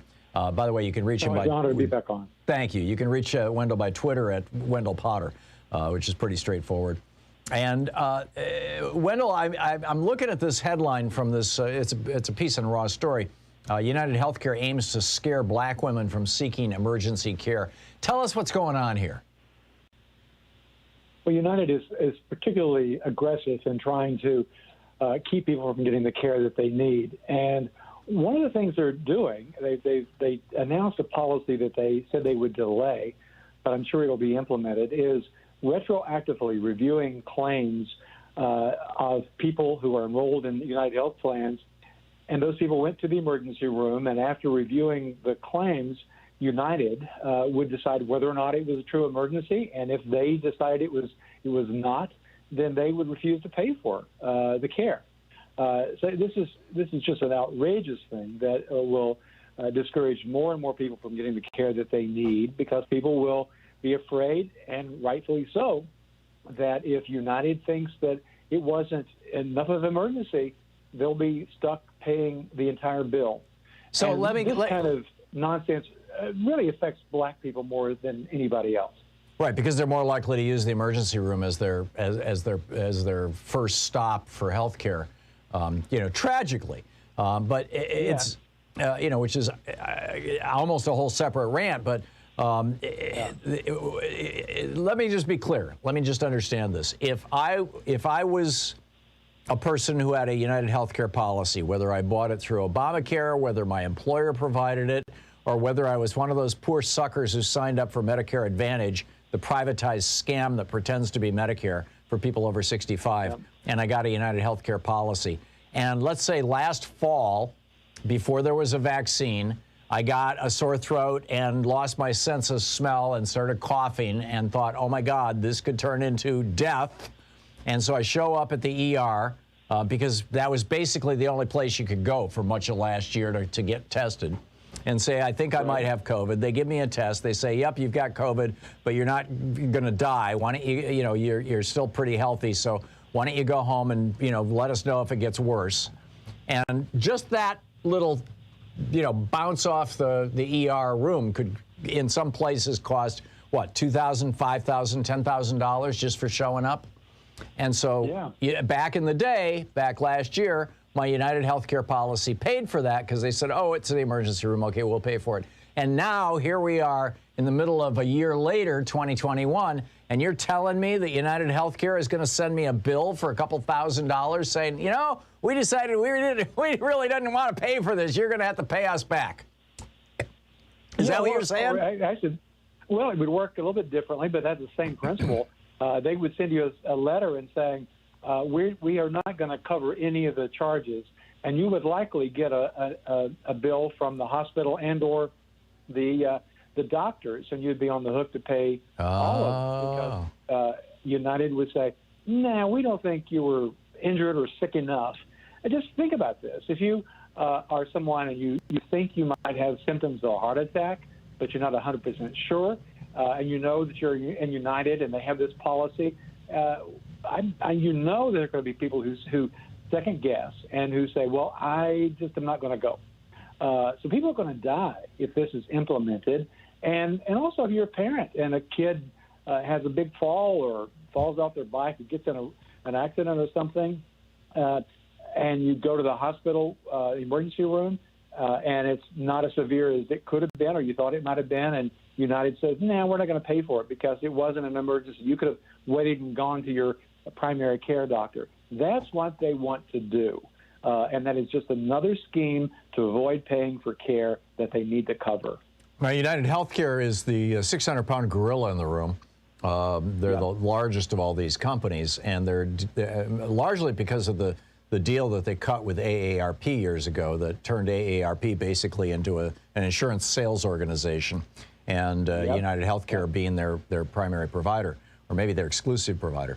But this kind of behavior of saying, we're not going to pay, if you have pains in your chest and you think it might be a heart attack, so you go to the ER. If you wake up in the morning dizzy and you fall over when you get out of bed and you think, oh my God, maybe I'm having a stroke, and you go to the ER and it turns out that you have an ear infection, if something like that happens, and you think you're having a heart attack and you get to the ER and they say, no, that's just indigestion. You've got a bad case of gas, and it's pressing on that part of your body and it makes you feel like your heart is having an attack or a panic attack or whatever. I mean, there's a number of well-known things that can cause symptoms that are strikingly like heart attacks, pulled a muscle even. Once you go to the ER and they say, no, you're not going to die, at that point, you still have the ER bill, but the health insurance companies are saying, no, we're not going to pay for this. Where I started with this, United is the 600-pound gorilla. What about Aetna and Cigna and all these other companies that are smaller but still consequential in this field? Well, it wasn't the first company to come up with this scheme. Anthem, which owns and operates a lot of Blue Cross plans around the country, and I think a lot of people think Blue Cross plans are nonprofits, but a whole lot of them are for-profit and a part of the Anthem family of companies. Another, it's the second largest behind United in terms of membership.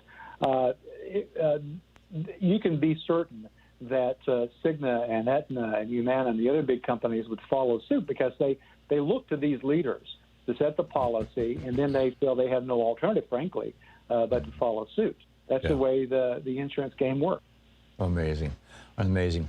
We're talking with Wendell Potter, the president of the Center for Health and Democracy, the president of Business Leaders for Healthcare Transformation, the founder of tarbell.org, author of Deadly Spin and Nation on the Take, Wendell Potter on Twitter. Wendell, if this is slightly off topic, but it's a question that I get asked on the air constantly. If you are one of those people who fell for those, I'm forgetting the sports figure's name, but I can see his face. You know, the guy. Joe Namath. Joe Namath, thank you. I wanted to say Joe DiMaggio, and I knew he's been dead for a long time. Yeah, where Joe Namath is out there going, you need to call right now the Medicare helpline, and we'll hook you. If you're one of those people who fell for that sales pitch from the for-profit insurance industry and left Medicare and signed up with the so-called Medicare Advantage, which is not Medicare, it's privatized health insurance for people over 65, and you're stuck with one of these policies that could well blow up in your face and that may not pay for you if you go to the ER if you think you're having a problem, how do you get out of it? How do you get back to regular Medicare? Well, you can do it, but there are some potential penalties if you sign up for a Medicare Advantage plan when you're eligible for traditional Medicare, as when most people do. If you are dissatisfied for whatever reason, you can go back, but it might be very difficult for you to be able to get a supplement policy to cover some of your out-of-pocket expenses, because then the underwriters get involved. If you sign up for traditional Medicare when you are first eligible, you don't have to go through that process. You can automatically get a Medicare supplement policy, and it's advisable to do that because there is no out-of-pocket cap on the traditional Medicare program. I hope Congress will address that in the reconciliation bill. But if you are in a Medicare Advantage plan, you have so many restrictions. Your network is smaller. You are subject to prior authorization requirements, sort of like what we're talking about here, except it's prior to getting your coverage instead of hoping you'll get coverage after the fact. And you also have out-of-pocket costs that can be exorbitant. And here's the other thing. And there was an article, just the most recent one of many, I think it was the OIG or one of the government entities was doing a study of disenrollment for Medicare Advantage. And that happens particularly when you get older and you need more intensive care. You might need rehab care in a skilled nursing facility for a while. The networks are often very, very skimpy. So what you have, and what this was documented by the government, is that people are at that point disenrolling from Medicare Advantage and go back into traditional Medicare. That is exactly what these companies want. They want you to go back to traditional Medicare when you get really sick. And, of course, that is more of a financial burden to the traditional program.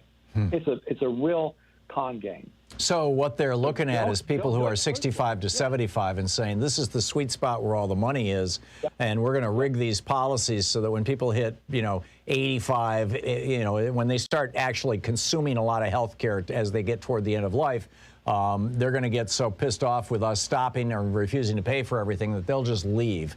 But then when they leave, they find that the Medicare, the Medigap policies that fill in that 20% hole that the conservatives insisted be in Medicare back in 1967 because, hey, people have to have skin in the game, that those companies, it's a lot harder to get coverage from those companies at that point? It is absolutely a lot harder. You have to go through underwriting, and if you've got a pre-existing condition, one or more, you may not get approved. They don't have to approve you. And if they do, they can charge you quite a bit of money. Yeah, so the lesson to people who are listening here is when you turn 65, if you're under 65 and you're listening to my voice right now, when you turn 65, beware. Do not unless you're happy with, you know, a private for-profit health insurance company making a huge profit off you and telling you, no, we're not going to pay your bills. You know, stick with regular, traditional Medicare and get a Medigap policy as opposed to Medicare Advantage. Absolutely. And I'll be running out of time, but I would also encourage people to reach out to your member of Congress and encourage them to make sure that in this reconciliation bill that Congress will be taking up soon, that they absolutely improve the Medicare, traditional Medicare benefits to include dental, hearing, and vision. And also to put a cap on out-of-pocket spending. I'm with you. And I think it's in the plan right now. I hope it stays. Wendell Potter. Wendell, what's the best website for people for all the work you're doing? Wendell at wendellpotter.com, or as you mentioned, at Wendell Potter for my Twitter feed. Okay, wendellpotter.com and at Wendell Potter on Twitter. Wendell, thank you so much for dropping by. It's always great talking with you. My pleasure, Tom. Thank you so much. This is the Thom Hartmann Program. 18 minutes past the hour, back with more of the news of the day and your calls right after this.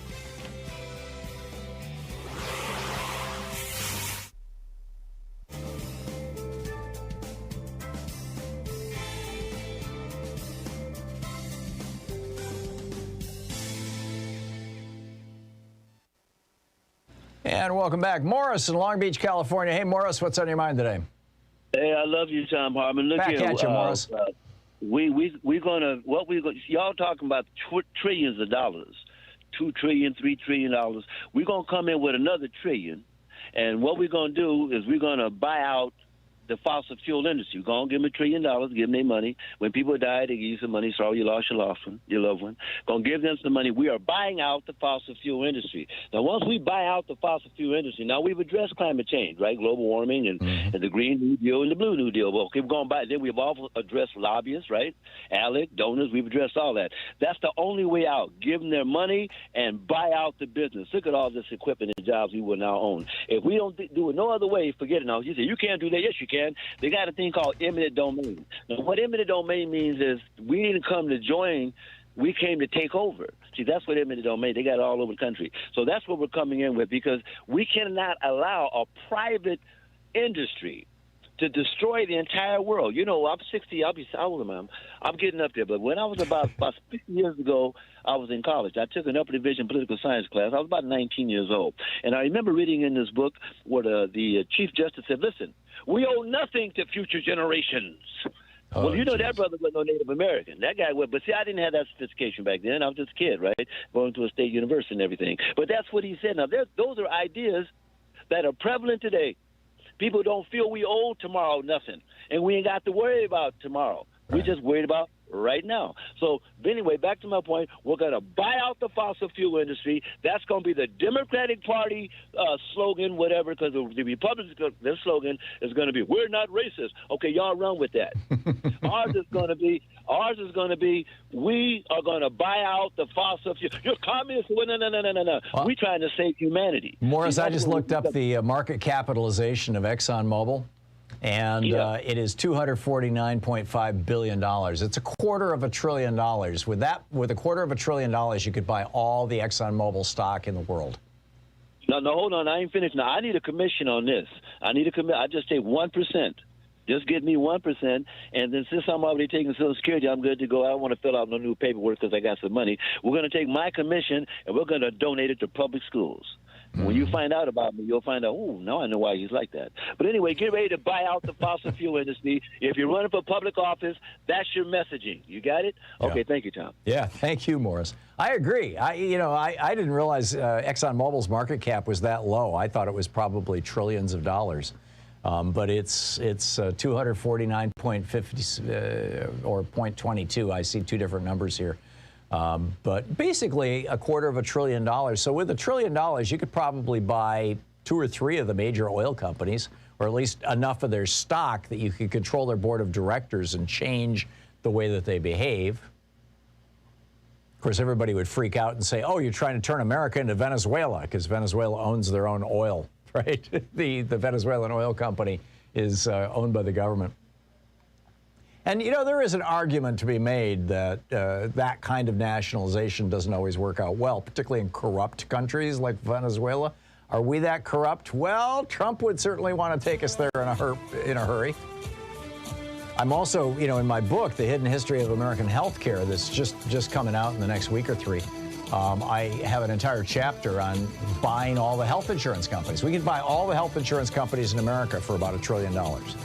And just, hey, turn it all into Medicare for all. And let them walk away with their money rather than fighting them for years and years and years. We'll be right back.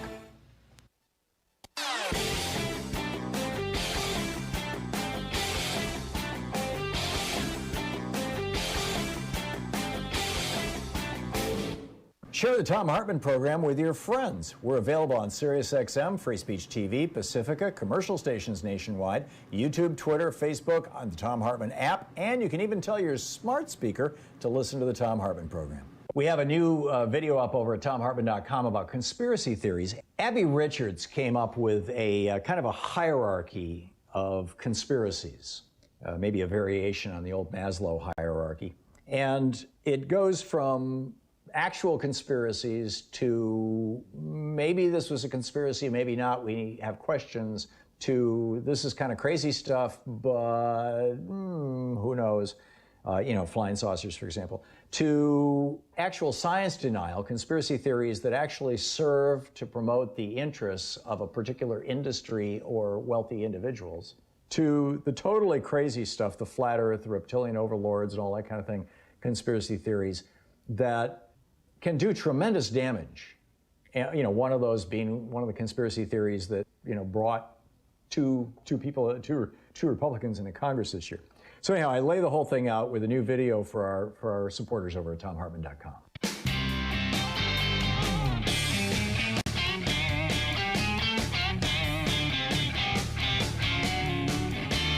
And welcome back. Thom Hartmann here with you.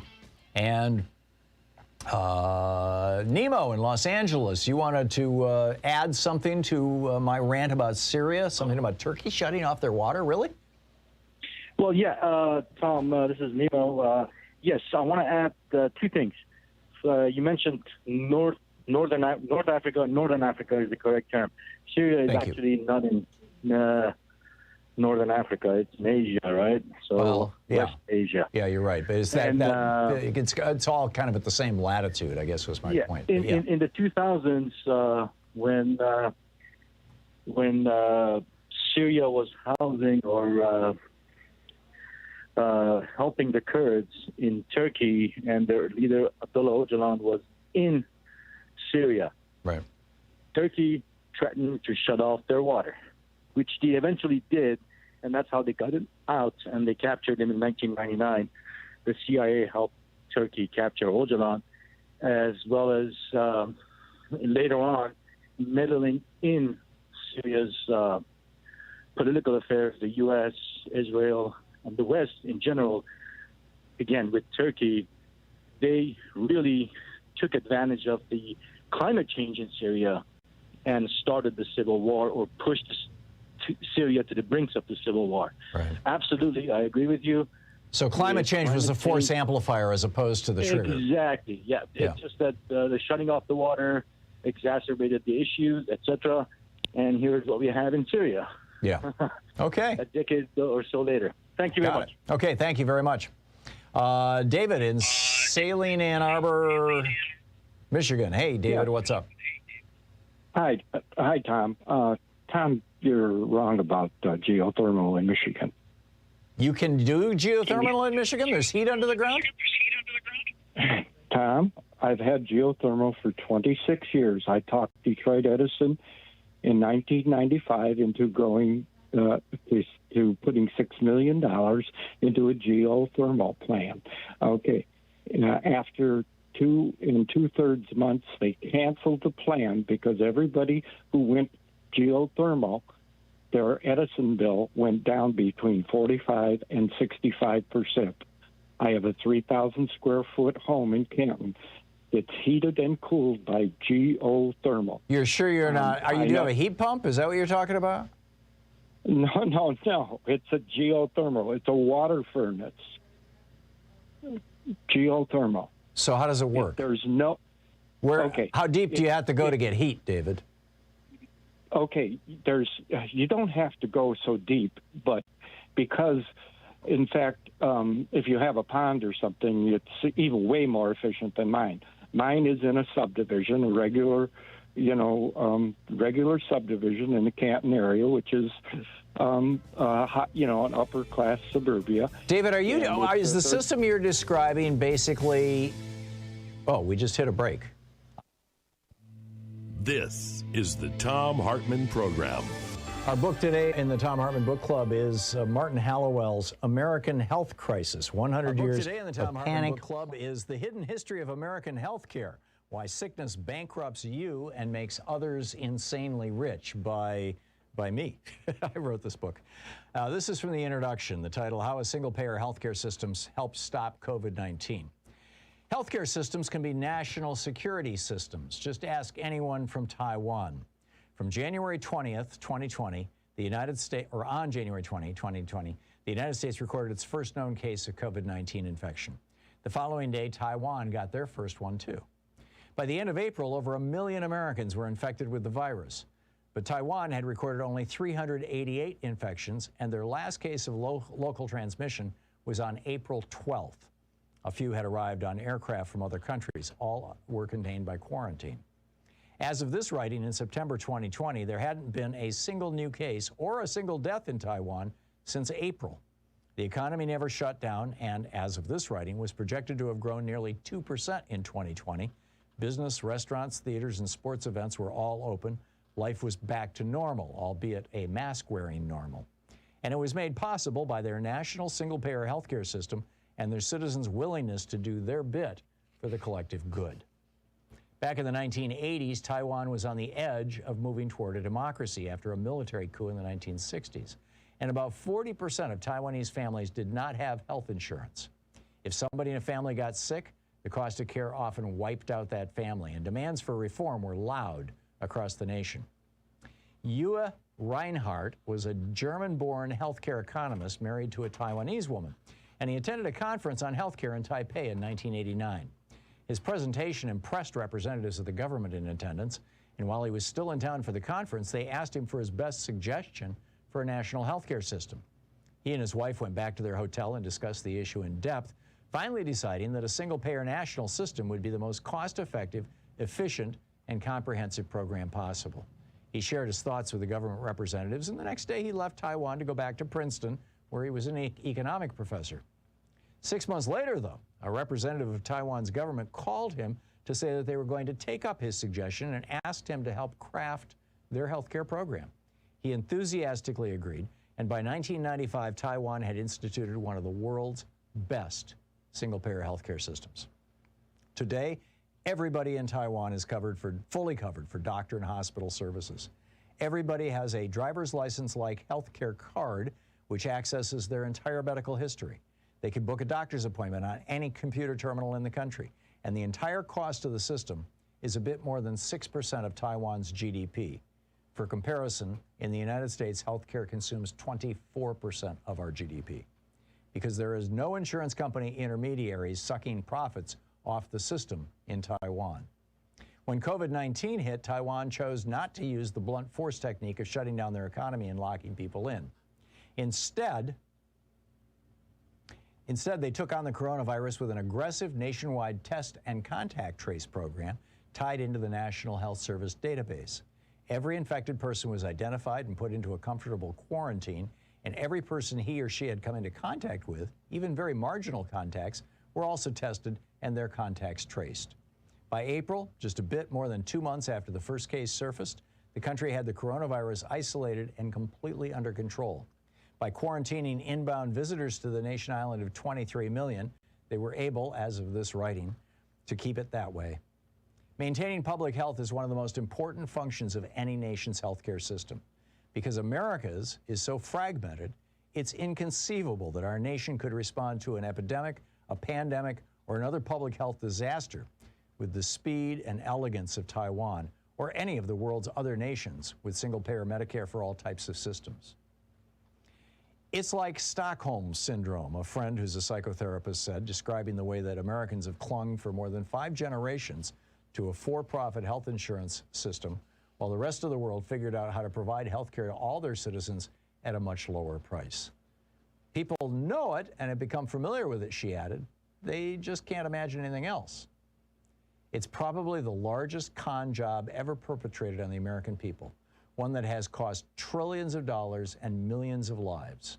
It's been going on since the 1940s. If it were a scientific experiment, it would have been shut down by the ethics review panels generations ago. This experiment in providing health care via a for-profit insurance system has led to the deaths of more Americans than we lost in World War II. Every year, over 500,000 Americans go bankrupt, often losing everything they've worked their entire lives for because somebody in their family got sick. That's 500,000 families a year, every year, for the past few decades. And the coronavirus, of course, has only made things worse. Perhaps most galling, this massive ripoff is costing our entire nation and each of us individually a fortune. Insurance premiums right now make up 22% of all taxable payroll, well above what the cost of Medicare for all would be at around 14% when first put into place, dropping down to around 10% within a few years as previously uninsured people get their health needs up to date. As the health insurance, drug, and hospital parasites push their suckers deeper and deeper into our body politic, spending on health care by Americans went up 25% in 2020 and 2014. The book, The Hidden History of American Health Care, by Thom Hartmann. Hey, thanks so much for sharing our program and for reaching out to our stations and sponsors and letting them know that you're listening. It really means a lot to us. You know, there's so much news coming out of the Trump administration, so much corruption, so many crimes. Oh, you know, now they're letting people kill endangered species. Now they're selling off, you know, the Arctic National Wildlife Preserve refuge rather to big oil companies. Oh, now they're they're authorizing pesticides that we know cause birth defects and damage to children. It's just, you know, step after step after step that it's so easy to forget that back in July of 2020, it was reported that Jared Kushner and Mike Pence's nephew, John Pence, created a couple of LLCs, American-Made Media Consultants Corporation, that took $617 million of Trump campaign cash, and nobody knows where it went. I'm telling you, these guys are professional grifters. We need to keep an eye on it. There's a whole rant about it over at thomhartmann.com for supporters of our program.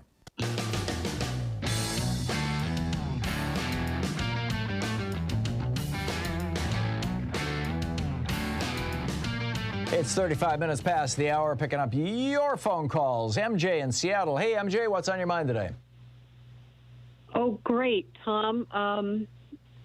Let me take you off here. That's fine. You sound just fine, MJ. Oh, good. Well, I got to hear somebody having a tough time with Colstrip, and I want to get you informed about where we are on that.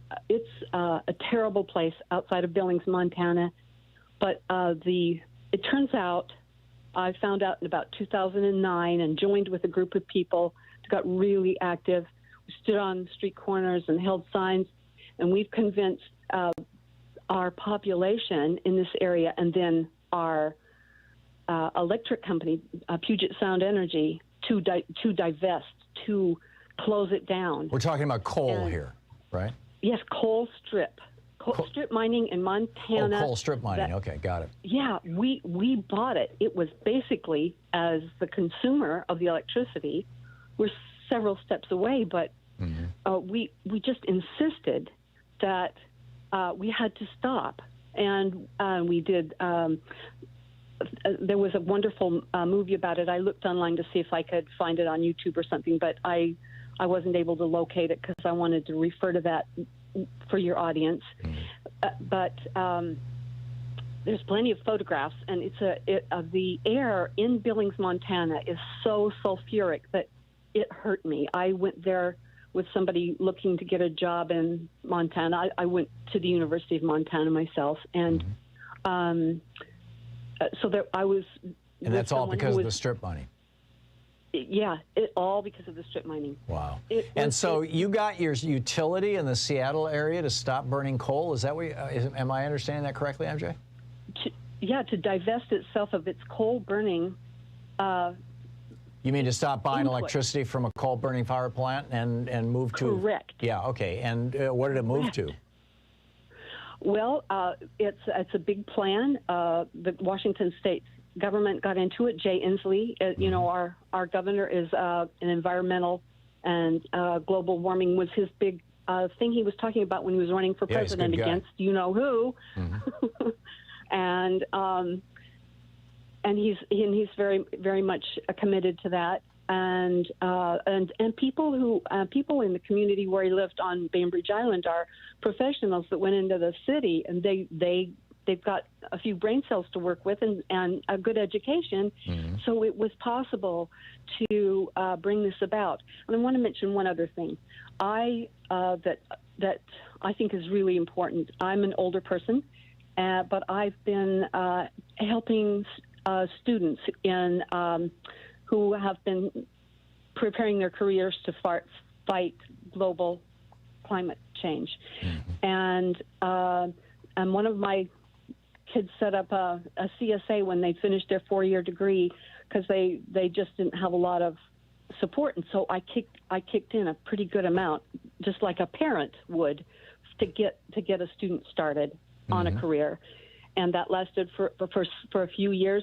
And she's now got her master's degree, and she's now got a great government job protecting the Tongass Forest in Alaska. And I wanted to say that because I feel really proud about it. And she's, doing God's work, really. And she is an extension of my life into the new world. That's great. That's great. So I woke up today thinking about people who denied climate change and the blow that it's going to be to so many people to realize, heck, I've been putting my hand up and saying no, no, no to that all these years, and here it is in my face, and our lives are going to change. It's going to be massive, and they're having to make that change. Yeah. I was thinking about a man that I was talking to when the Joplin tornadoes hit, and he said, "Oh no, I don't want to talk about that. I'm a climate skeptic. You should know I'm a climate skeptic." And I said, "Oh, that's okay." And I kind of took his arm. We were having a glass of wine at a reception. I said, "That's okay. I took that class in college, so you don't need to worry about it." Now tell me why it is that you feel that way. He spoke for a little while, and I said, "Oh, well, it seems to me like you just don't have any acquaintance with the kinds of disasters that are going to happen. What if Joplin was a disaster like that got closer to where we live? What if it was in Utah?"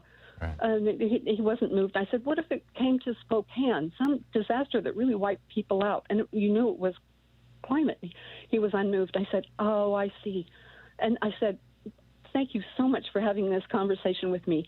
I see. I know that you live on some waterfront property, and maybe it's going to come down to having that water line come up." Yeah. Good luck. Good luck on that. MJ, I really need to move along to another caller.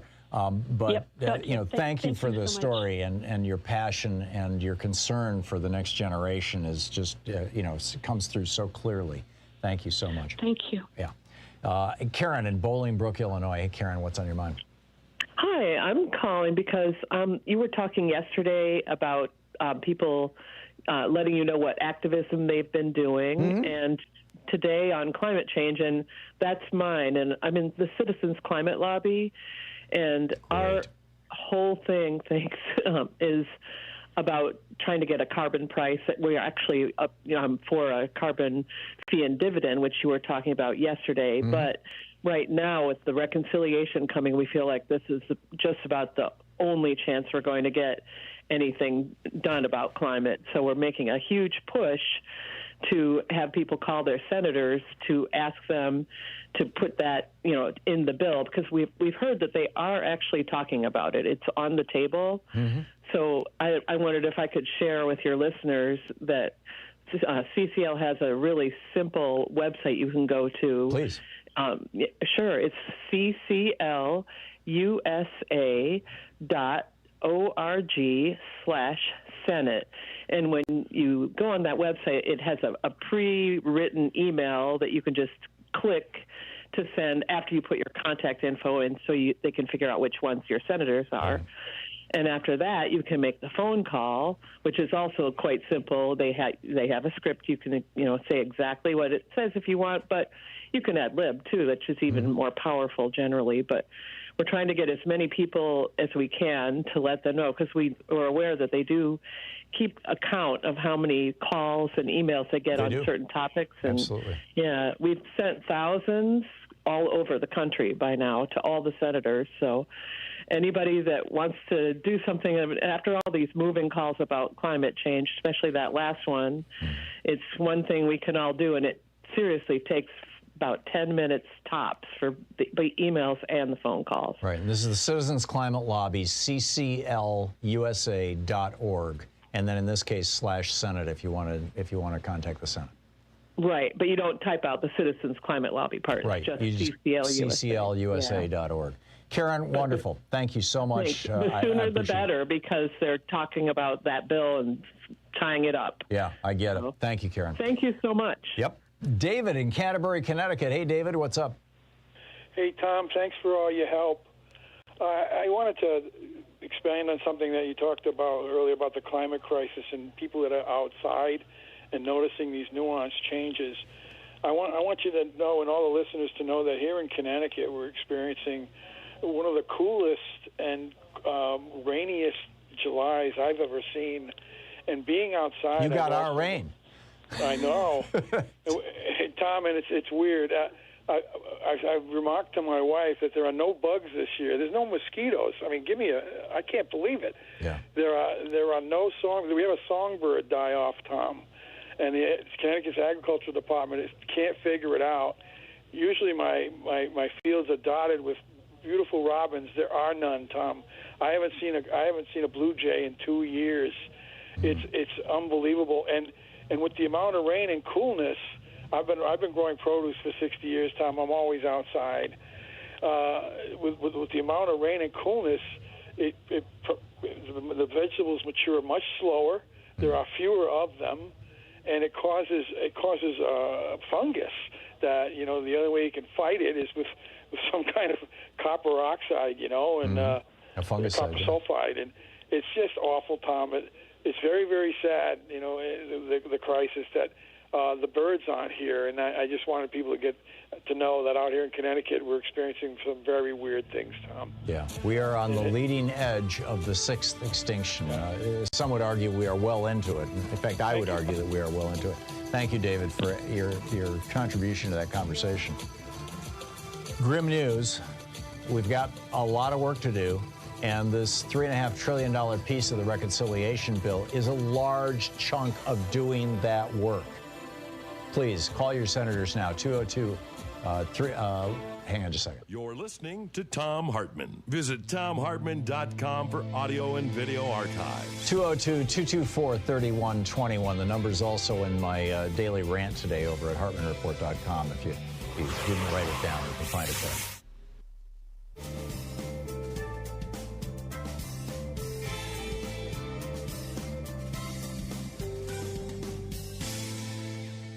And welcome back. Let's see here. Catherine in Atascadero, California. Hey, Catherine, what's on your mind today? Thank you for taking my call, Tom.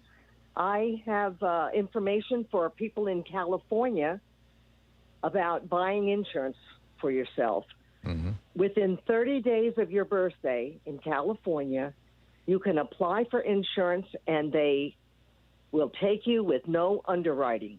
You're not talking about people of Medicare age. You're talking about people under 65? I am of Medicare age. I'm 82 years old. I had a horrendously expensive Medigap policy, and I was able to reduce my premium to about $100 a month down within my birthday, which was in June. And in January, when my husband's birthday comes up, we're going to do the same thing for his.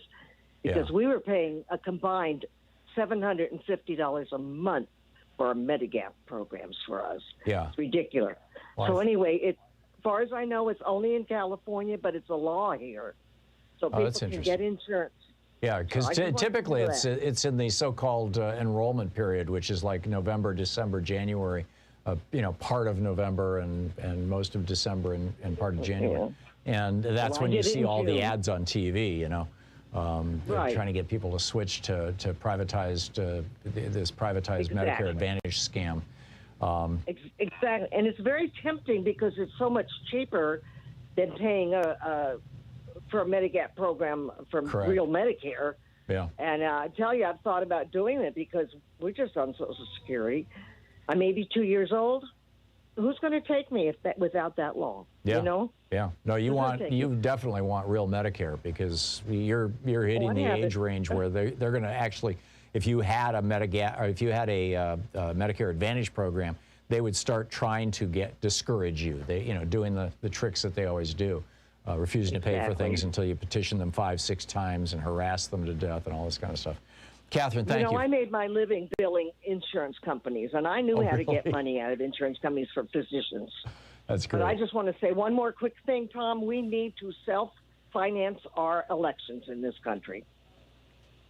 Well, that's a whole nother thing, Catherine, I know, and it's a whole other huge thing. I lift. just wanted to throw that in. No, I'm glad you did. I keep saying, and I will continue to say over and over and over again, and it's the subtext to virtually everything, whether it's the healthcare crisis, the climate crisis, the democracy crisis, that this all goes back to the Supreme Court in the 1970s and then doubling down in 2010 with Citizens United, the Supreme Court legalizing political bribery in the United States. They never should have done that.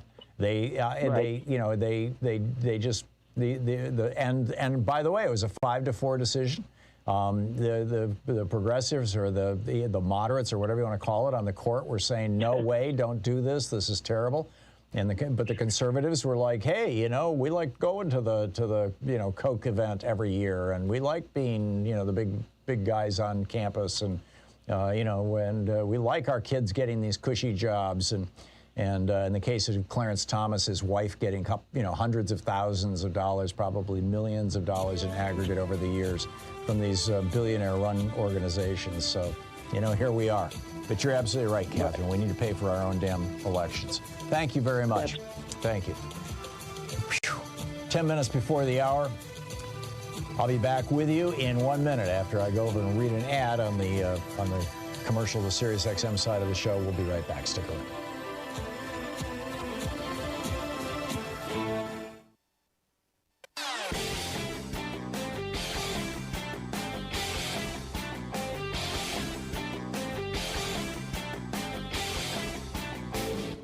Missed my opening rant today? It's usually published over at HartmannReport.com, where you can read it and share it with your friends for free. Check it out, HartmannReport.com. So remember back in 2020 when in California, Uber and Lyft were pouring all kinds of money into Prop 22, which basically would allow them to continue claiming that their drivers weren't actually employers of Uber. They were actually contract workers. They were all independent small businesses, and therefore the company didn't have to pay for unemployment insurance, didn't have to pay for workman's compensation if somebody got injured, didn't have to offer them any health insurance. In fact, basically couldn't even do it. And there's a whole bunch of other benefits that are associated and protections that you actually get, state and federal protections that you get as an employee that you do not have available to you as a contractor. Well, it passed because of millions of dollars from Uber, and now the fallout is happening. Companies across California are starting to fire their workers and telling them, we'll hire you back. I give examples in our new video over at ThomHartmann.com.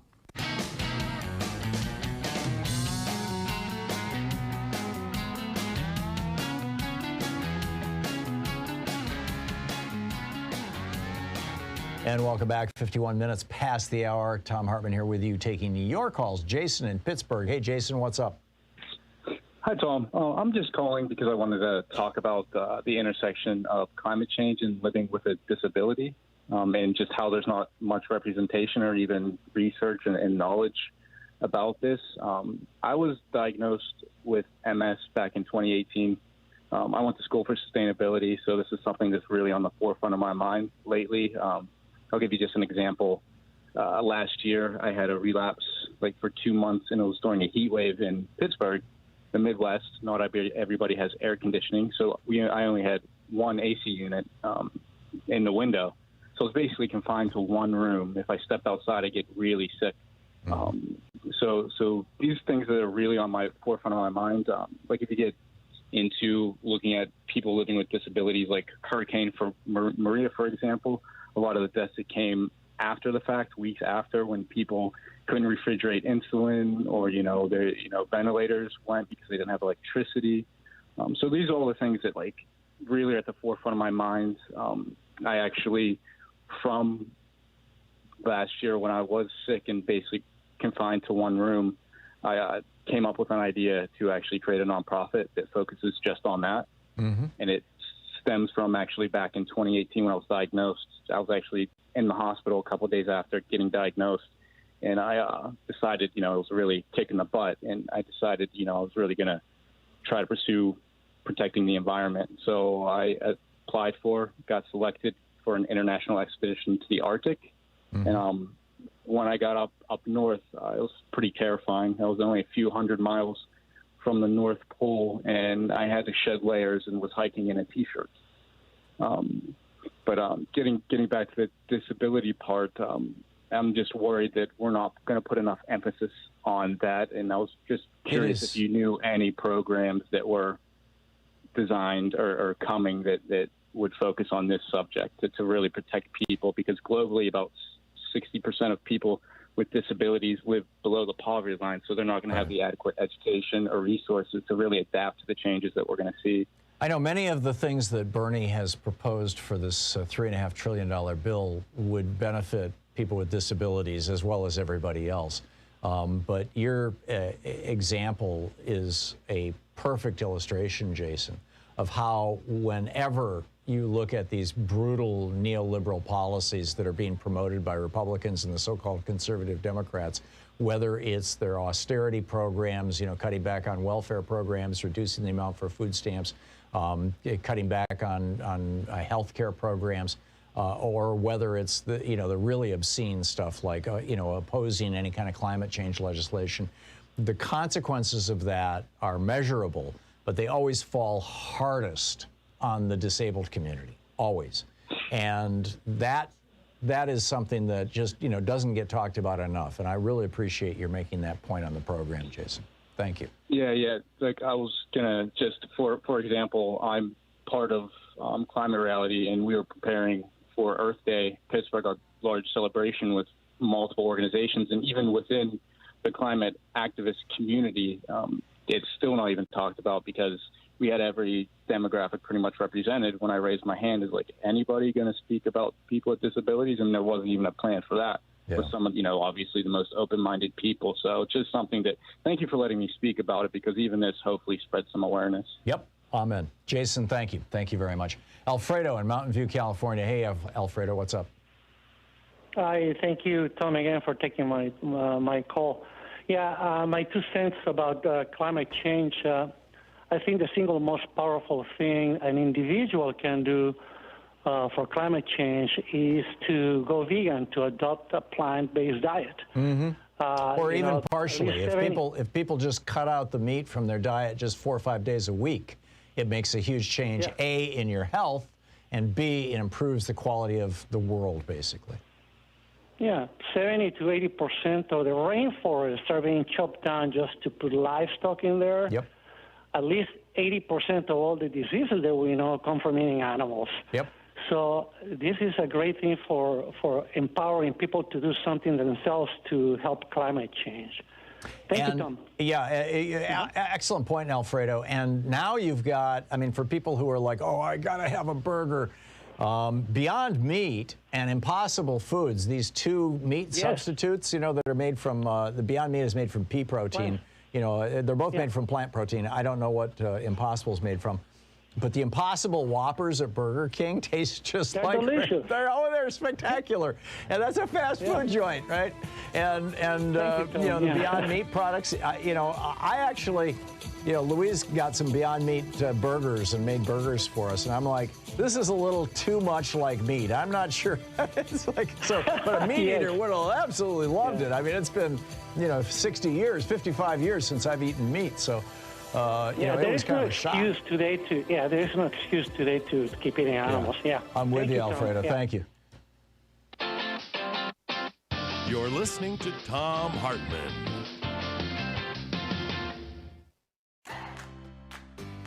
These companies support the Thom Hartmann Program. They are HelloFresh, the #1 meal kit delivery service. More information at hellofresh.com, code TOM.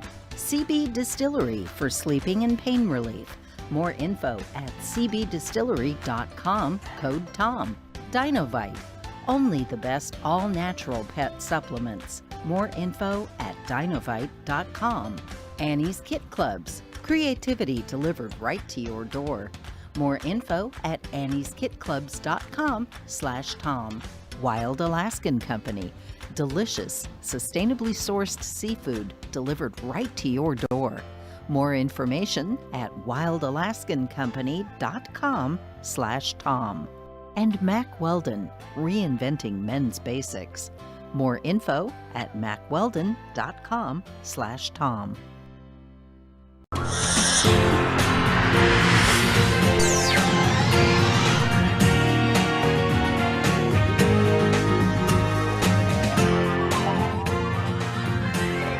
We say fight back!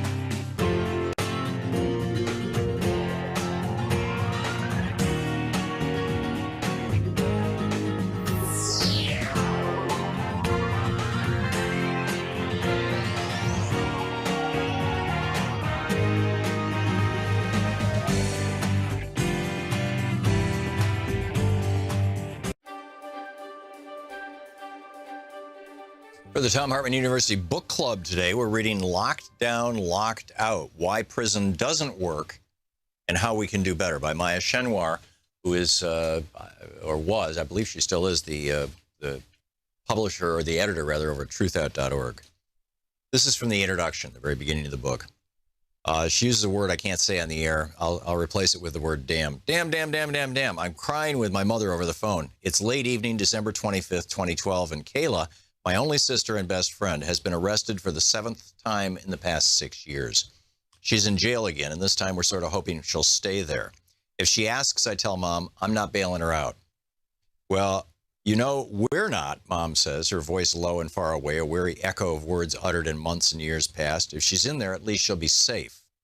Jail, we agree, may be the only place that can save Kayla's life, staving off her burning dependency on heroin.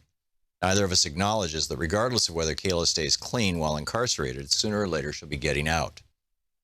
Do we know what she's in for, I asked Mom. Does it matter? I think of Kayla cuffed and listless, being dragged through the doors of the Cook County Jail, catching the eyes of women she's known before in court, on the street, in juvenile detention, in jail, in prison. I wonder whether a part of her is relieved to be back. Later, when I pick up the phone and hear a robotic voice announce, you have a collect call from the Cook County Jail, press 5 to take the call, I press the hang-up button and get into bed. My attitude toward Kayla's incarceration was born out of desperation. She'd overdosed 3 times within 2 months, passing out on the street, awakening in abandoned buildings or crowded hospitals, her pulse barely ticking. Yet my wish chafed against not only my love for her, but also my politics, my ideals, my sense of justice and truth. After all, I run a social justice-based news organization and have denounced the colossus that is the prison industrial complex for as long as I can remember. For nearly a decade, I've corresponded with a number of people in prison as both interviewees and pen pals, and I've learned much from them about the violence and hopelessness of our system. My understandings of the power structures that create prisons have been guided by the work of people like activist and scholar Angela Davis, a staunch prison abolitionist. How could I reconcile my wholehearted opposition to the prison industrial complex with a desire to see my own sister locked up? When I look back on that time, I can only comprehend it by acknowledging the insidious, persistent role that prison occupied in my mind. It was closely connected to the role it occupies in larger society. Incarceration serves as the default answer to many of the worst social problems plaguing this country. Not because it solves them, but because it buries them. By isolating and disappearing millions of Americans, more than 2.3 million right now, making us the most incarcerated country on the planet, prison conveniently disappears deeply rooted issues that society, or rather those with power in society, would rather not attend to. Prison, writes Angela Davis, performs a feat of magic. As massive numbers of homeless, hungry, unemployed, drug-addicted, illiterate, and mentally ill people vanish behind its walls, the social problems of extreme poverty, homelessness, hunger, unemployment, drug addiction, illiteracy, and mental illness become more ignorable, too. But, as Davis notes, prisons do not disappear problems, they disappear human beings. And the caging and erasure of those human beings, mostly people of color and poor people, perpetuates a cycle in which large groups of people are cut off from mainstream society and denied the freedoms, opportunities, civil dignity, and basic needs that allow them a good life. In many jails and prisons, incarcerated people are tossed into a dank, dungeon-like solitary confinement cell when they are determined to have misbehaved. It's dubbed the hole. Isolated and dark, it shuts out almost all communication with fellow prisoners in the outside. Guards control the terms of confinement and the channels, if any, by which words can travel in and out. The hole presents a stark symbol of the institution of prison in its entirety, which functions on the tenets of disappearance, isolationism, and disposability. The solution to our social problems, the mechanism that's supposed to keep things together, amounts to destruction, the disposal of vast numbers of human beings, the breaking down of families, and the shattering of communities. Prison is tearing society apart.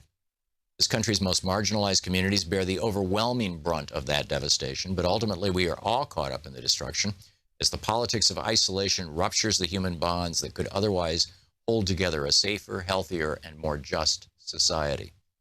The behemoth that encompasses the prison is called by many names. The most meaningful ones, I think, are those that convey the pervasiveness of its power, the way it infects the world outside as well as the people within. Scholar and activist Beth Ritchie uses the term prison nation, describing it as, quote, a broad notion of using the arm of the law to control people, especially people who are disadvantaged and come from disadvantaged communities, end quote. That control can take the form of prisons, jails, surveillance, policing, detention, probation, harsh restrictions on child guardianship, the militarization of schools, and other strategies of isolation and disposal, particularly deployed against poor communities of color, especially black communities. Others have used prison nation simply to demonstrate the system's vastness, how it infiltrates our culture and fuels our national politics, often in invisible ways. Prison industrial complex, PIC, is another key term. Rachel Herzing of the prison abolitionist group Critical Resistance defines it, and then she goes on through this. It's an extraordinary book, Locked Down, Locked Out by Maya Shen.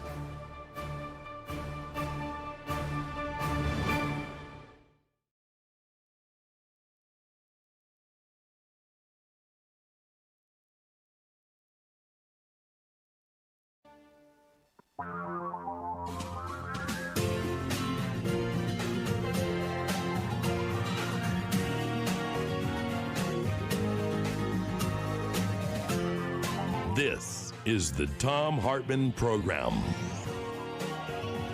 Welcome back to our third hour. It's the Thom Hartmann Program, and on the line with us is Dr. Justin Frank, the psychoanalyst and clinical professor at the Department of Psychiatry and Behavioral Science at George Washington University, the author of Trump on the Couch and his previous Obama and Bush on the Couch books. Justin Frank, MD, is his Twitter handle, which is one of the places where he's most active and really worth checking out. He's really worth following on Twitter. Dr. Frank, welcome back to the program. You and I were talking on Twitter a day or three ago, and you made this comment: certainty is a defense against anxiety caused by cognitive dissonance. We're asking the question, how do we stop Trump death cultists from drinking the Kool-aide, essentially. This is all the same thing, right? Can you translate that into English? Yes, I think you just did translate it in part. The idea of a death cult is really important, but I want to just emphasize the word cult because it's a very strict set of beliefs and feelings where people are attached to an authoritarian figure. They believe everything that person says.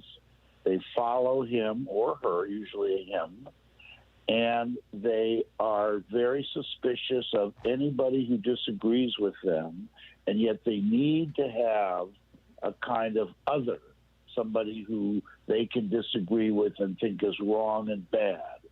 And this is a way of getting rid of what's called cognitive dissonance. Cognitive dissonance means having two conflicting thoughts or feelings, both of which may be true, but they don't fit together. So you have a very hard time making a decision or knowing what to do. And cognitive dissonance for most people, all of us, can cause some anxiety. I don't know who to believe. I don't know what to believe. I don't know how to act.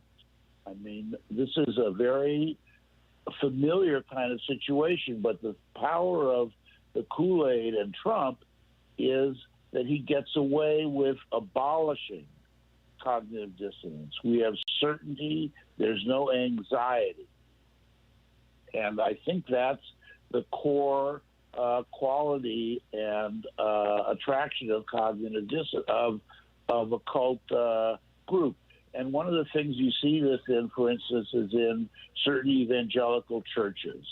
I have a friend who was in an evangelical church years ago when she was a little girl or a young woman, and she told me that the pastor ran off with a 14-year-old girl in their church. Not good. And was obviously not allowed to come back, and it was not good. But you would think that they would rethink things, but it turns out that when the next pastor came to be there, he had the same power over them as the previous pastor. And so it wasn't about belief systems as a system. It wasn't about religion or Jesus or anything like that. It was actually about the person who was the leader. It was about the pastor. So it's about Trump now, but you were talking earlier about the life after Trump and what are we going to do? Well, I think that somebody can step into Trump's shoes very quickly because there are people who are more hungry for certainty, who are afraid of doubt, who really can be anti-vaxxers even though they see friends and family dying who are anti-vaxxers. So it sounds to me like what you're... It's very frightening. Yeah, I agree. It sounds to me like what you're saying is that there is a certain subset of our population that experiences so much anxiety by not knowing what's true and what's not true, what's real and what's not real, that they are looking for somebody to tell them what's true and not true.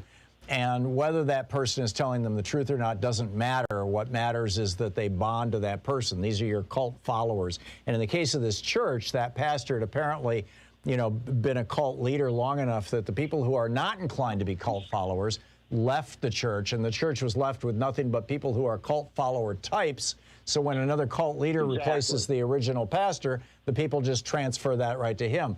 And it sounds like what you're saying is that's also true of the Trump followers and of the anti-vaxxers and, people who in other circumstances would be, believing that the UFOs are going to come and save us all or whatever, that they're always going to be looking for a cult leader to teach them.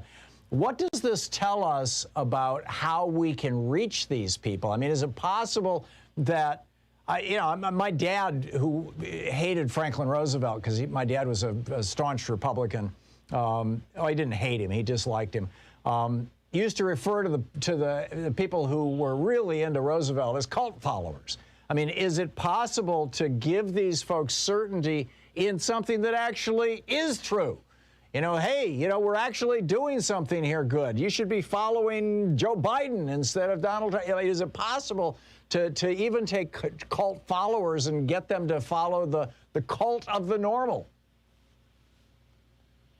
Well, it is possible, and there are people who certainly followed Roosevelt, and he won by landslides every time he ran. And I can see where your father didn't like that, especially if he was a Republican.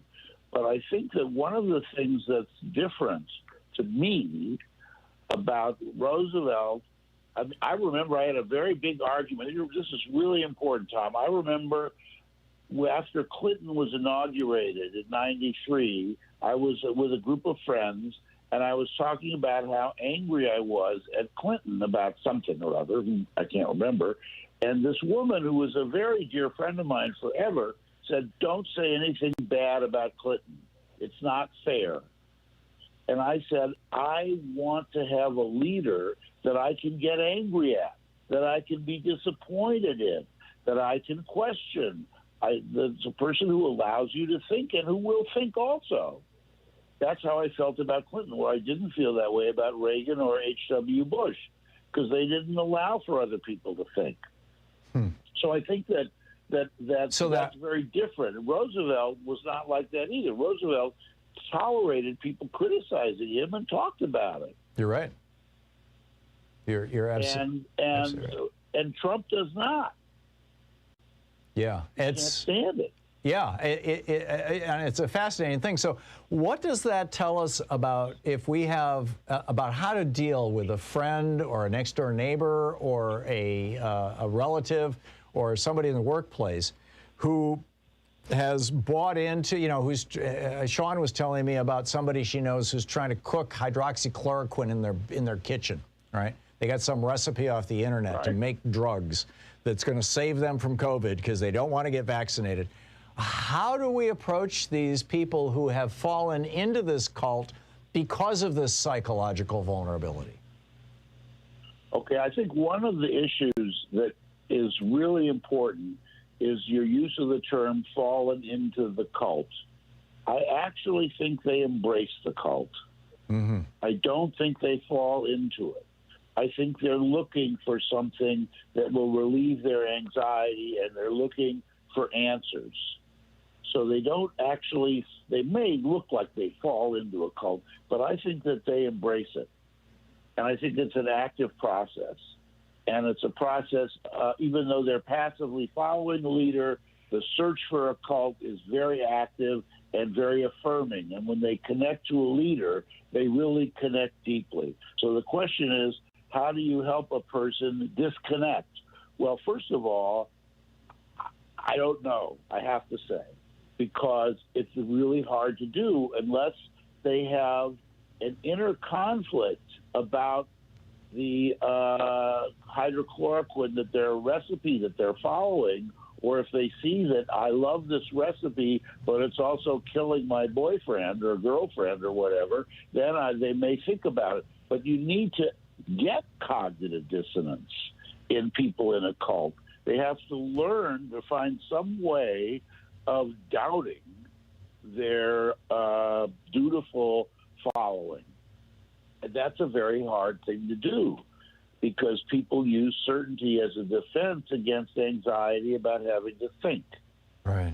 And all of us are attracted, maybe except for you and me, are always attracted to the pleasure of not having to think.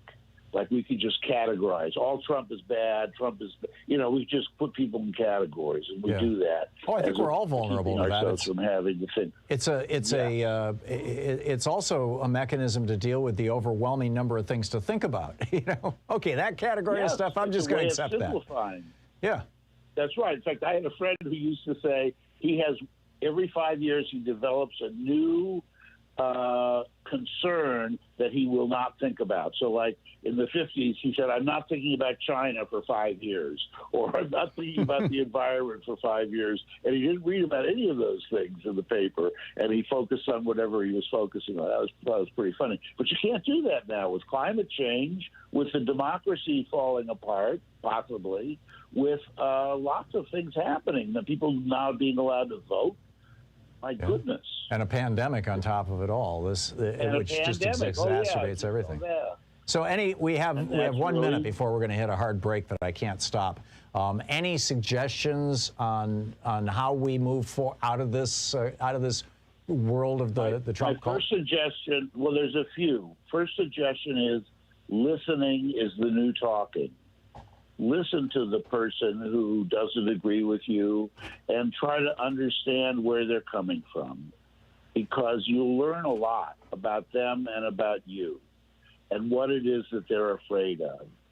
Secondly, find a way to pose questions rather than be an expert by saying that they're wrong or they don't know it. It's always important to be, shall we say, dumber than the other person. And that's something that Tucker Carlson is great at when he says, well, how does this work? And he makes you doubt something. He doesn't just attack it. And that's a very important thing. You want to ally yourself with their own fears and finding a way to psychologically sit next to the person. Remarkable stuff. It won't always work, but it's the best way to do it. Yeah. Dr. Justin Frank, author of Trump on the Couch. You can follow him on Twitter at JustinFrankMD. Dr. Frank, and also the Department of Psychiatry and Behavioral Science at George Washington University. Dr. Frank, thank you so much for dropping by today. Thank you, Tom. Yeah, I always find our conversations enlightening and just very, very, very useful. This is the Thom Hartmann Program. 18 minutes past the hour, back with your calls and the news of the day right after this.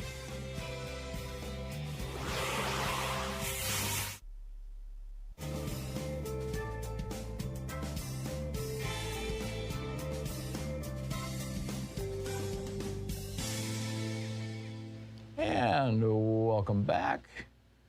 Let's see here. Mike in Cleveland, Georgia. Hey, Mike, what's on your mind today? Oh, the stars have all come together here today. How's that? Well, if the Gulf Stream goes south on us, then you're going to have methane hydrate. That's ELE things, and tankers don't float on bubbles. The energy thing, we can break the monopolies up. My family suggests I don't do it, but I've been studying about 10 years. I'm an iron worker, welder, millwright, fabricator, engineer type, and I got run over after Katrina. And I've been sitting around the house studying on free energy technologies. One of them that struck me was John Searle. I don't know if you're familiar with him, but he came up with a permanent magnet motor. Well, they won't let you patent that because it's not permanent. The magnet wears out in 80 or 90 years. But if you think of a magnet as a battery, it's an 80 or 90-year battery. You take a 90-year battery and you stick it up against a bowl of mercury, and now you can create a vortex. You can drive mercury with a magnet. That overcomes stasis. Wait a minute. Mercury is a non-ferrous metal. Yes, sir. Is drawn to magnets? I didn't know that. Look, well, it don't have to be mercury. It can be any kind of a manufactured weighty material that has a positive or negative ion to it that can be driven. If you can drive mercury, you overcome the stasis problem that you got to overcome to use a permanent magnet motor. Right. Well, we make generators and motors out of permanent magnets, but the problem is that to extract that stored magnetic energy, you have to introduce motion, and motion requires some external kinetic source. You're putting the mercury in motion. So now you put a paddle in your fluid, and you use that to turn your generator, and your magnet is generating for you. Any two morons sitting in a garage, they can order mercury right now from the mining outfits, and the motors that you attach to it can be sundry. It's a freestanding You know, when I lived in Germany, I had a friend, his name was Horst von Heyer, who had this elaborate workbench in his home. And he spent the last 10 years of his life trying to come up with basically a perpetual motion machine. And it involved permanent magnets, trying to figure out a way. Only he ultimately started out with physical things, mechanical things, and ended up with digital things, thinking that, with transistors and whatnot, he could change the electrical fields fast enough to basically extract some energy from these magnets. But never succeeded. He died frustrated with that. I went through all that, and I was sitting up one night watching a cowboy, and they talked about quicksilver, and I thought, quicksilver, that's mercury. Well, they use that in limit switches and all different kinds of things. Sure. So it will carry But it's non-ferrous. I mean, if you wanted to be attracted to a magnet, you'd have to figure out a way to permeate that mercury with very, very fine, iron filings. Or any other heavy fluid. But if you'll look it up on YouTube, that's how I found it. I thought mercury and magnetism. I just looked it up. Fascinating stuff. Look it up. Mike, thank you. Thank you. I've got to say I'm very skeptical about any kind of perpetual motion machine, and I think that skepticism is justified. But that said, magnets absolutely fascinate me, and who knows where we're going to go with all this. It's 22 minutes past the hour. We'll be, they used to make fun of solar panels and say that's never possible. We'll be right back.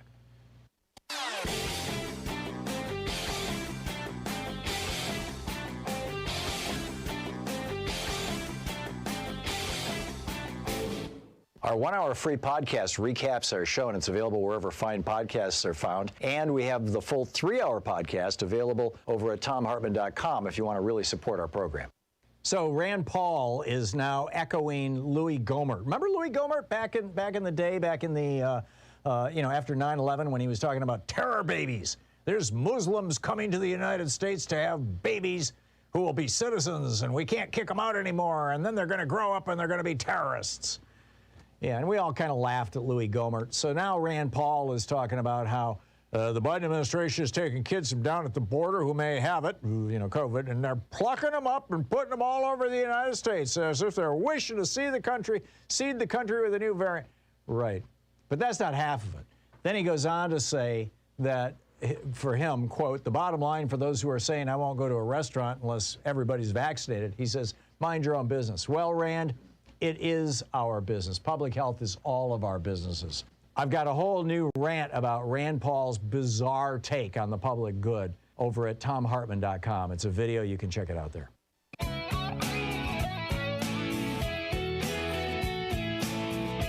And welcome back. Harrison in Los Angeles. Hey, Harrison, what's on your mind today? Hey, good morning, Mr. Hartmann. Good morning, Harrison. I'm assuming you're picking up your phone and getting your mouth closer to the microphone so I can hear you. All right, let me take you off speaker 1 second. I was in the shower. Okay. Hold on one second. Okay, you were in the Harrison. I'm going to have to put you on hold. I'll be back to you though. Mike in Baltimore. Hey, Mike, what's on your mind today? Tom, how are you? Good. Hey, I'm a great admirer of your program, longtime listener. And thank you. A thought hit me, and maybe this has come up before, and I just have missed it. But we got all these anti-vax people out there. Why don't the insurance companies charge them a premium for being at the greater risk of contracting COVID? I think you can safely predict, Mike, that once these vaccines get final, full FDA approval, which looks like it's going to be in the next 2 or 3 weeks, that the insurance companies will do exactly what you're describing. Okay. I'm not a big fan of for-profit insurance companies, obviously, but we got to figure out some way to get these people to get the shots. Yeah, I'm with you. They're going to start considering being unvaxxed as essentially a pre-existing condition, and for good reason. Mike, thanks a lot for the call. Harrison in Los Angeles, you closer to your phone now? Hi, I'm sorry about that. Hey, so my question is, earlier you talked about desalinization. Right. Why has, as I recall 20 years ago, it was always, I live by Huntington Beach, and they tried it. And the cost effective, unless it just never fitted anybody. What's going on with that? It takes a lot of energy is the problem. It takes an awful lot of energy. And, it used to be that they would drive desalination plants with electricity that they got from, nuclear power plants or coal-fired power plants. And, it was expensive and a total pain in the butt. You know, now there are folks who are suggesting that we can run desalination plants, and they're actually doing this in other parts of the world using solar power or wind power, where either of those things are abundant. Okay, if I was to delve into something to show progress and whatnot, what would you recommend that I look into? In this area? Yeah, in this area. In other words, to show if it's doable, if it's just something that's not going to ever work, etc. Yeah. In other words, I used to hear it costs $10 to produce a gallon of water. Well, it wouldn't surprise me if you're using the older technologies. There's, I mean, you've got everything from reverse osmosis to distillation, and if you're doing it with distillation, that's the most expensive way. Reverse osmosis is the cheapest. But I would just use a good search engine and start doing a deep dive and seeing what's out there. Harris, I confess, I'm not an expert on this. I'm just, somebody who reads the literature. So I can't give you specific advice. Thank you for the call, though. We'll be right back. You're listening to the Thom Hartmann Program. Call 202-808-9925. It's the place where smart people get their news. Back with your calls and the news of the day right after this.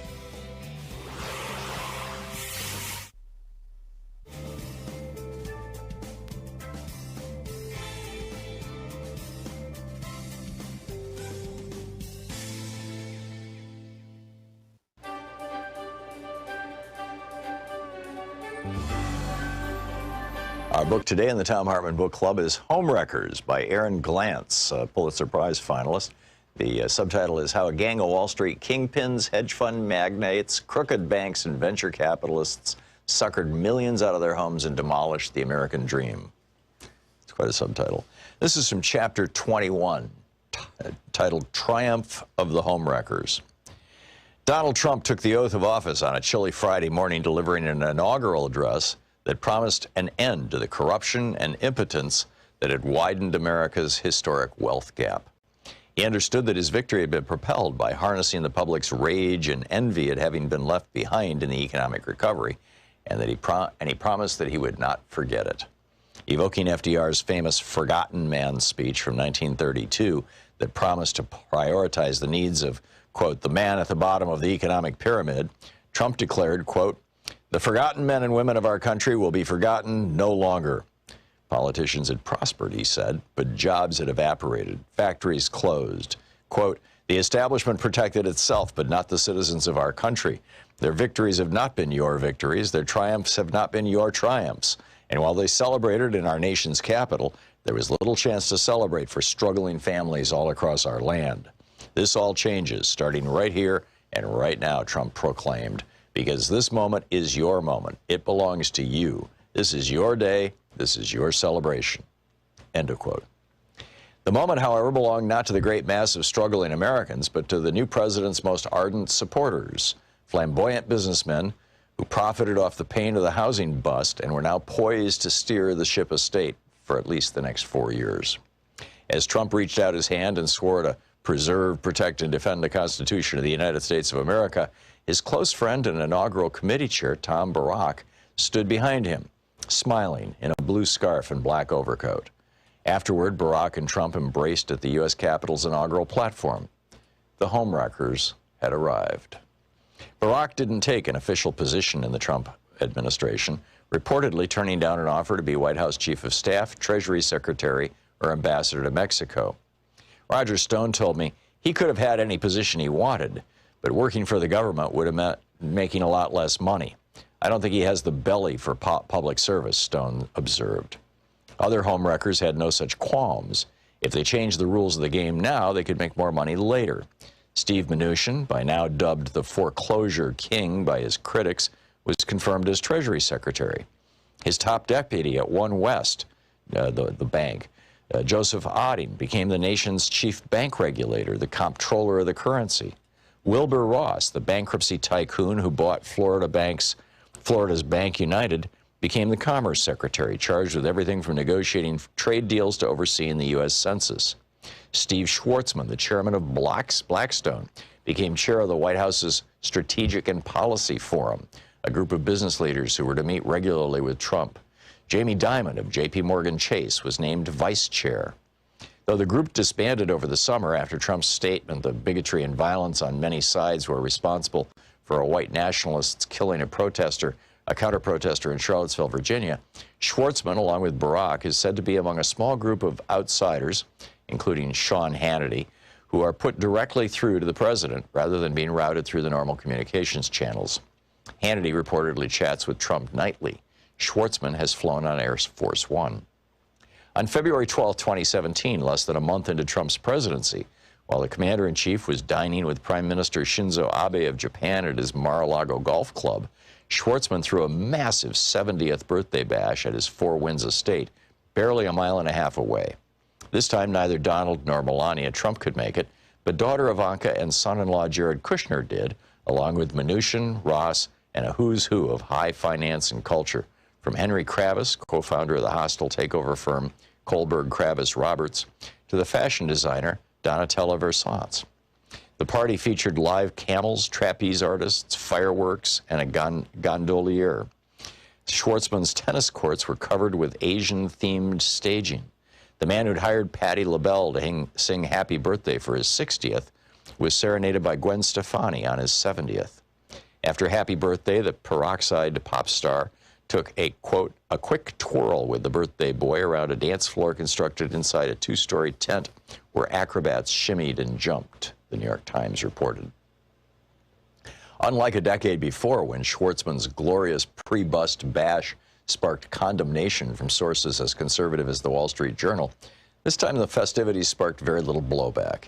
In her story, Bloomberg reporter Amanda Gordon reveled in the comparison with Schwartzman's 60th. There were some differences, though, she wrote. Remember that beautiful fur coat on Melania Trump? It was New York in February on a weeknight. This time, no bundling required, with many folks golfing and swimming all day before a balmy night and fireworks alongside a full moon. Howard Marks, the co-chairman of Oak Tree Capital, a vulture firm that had bought and flipped 3,000 foreclosures, told Gordon, quote, "The world is an uncertain place. A lot of people are unhappy with a lot of other people. There are a lot of things that people are upset about. So it's nice to have an evening where everybody's happy, harmonious, and upbeat." End quote. There was a lot of celebrating to be had. In June, the gang got together for the marriage of Steve Mnuchin and his third wife, actress Louise Linton, almost 2 decades younger than him. And then it continues from there. The book is Homewreckers by Aaron Glantz. Change starts with you. You can be calling your Democratic or Republican representatives to let them know what you think by calling 202-224-3121. It's the Capitol switchboard. It'll get you right through to them. We have a new video over at ThomHartmann.com for folks who support our program, and it's this one's a Geeky Science one. And it's about this little snippet of genetic material, what's called microRNA. And the name of this one is called MIR1, M-I-R-1. And we've known for years that when muscles are used, when I'm talking about, you know, exercise to the point where you feel fatigue in your muscles, that when when muscles are exercised, it depletes them of MIR1. What they didn't know is where that MIR1 goes and what it does. And it turns out that our fat cells draw the MIR1 in from the muscles, and it causes the fat cells to start converting themselves into fatty acids that can be used to feed the muscles. So we're not just building muscle, but we're also reducing fat in our body. It's absolutely fascinating. I'm going into depth on it in this new video. It's over at ThomHartmann.com.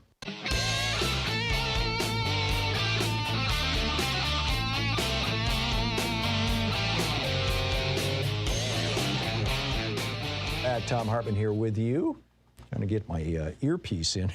It's not always the easiest thing. There we go.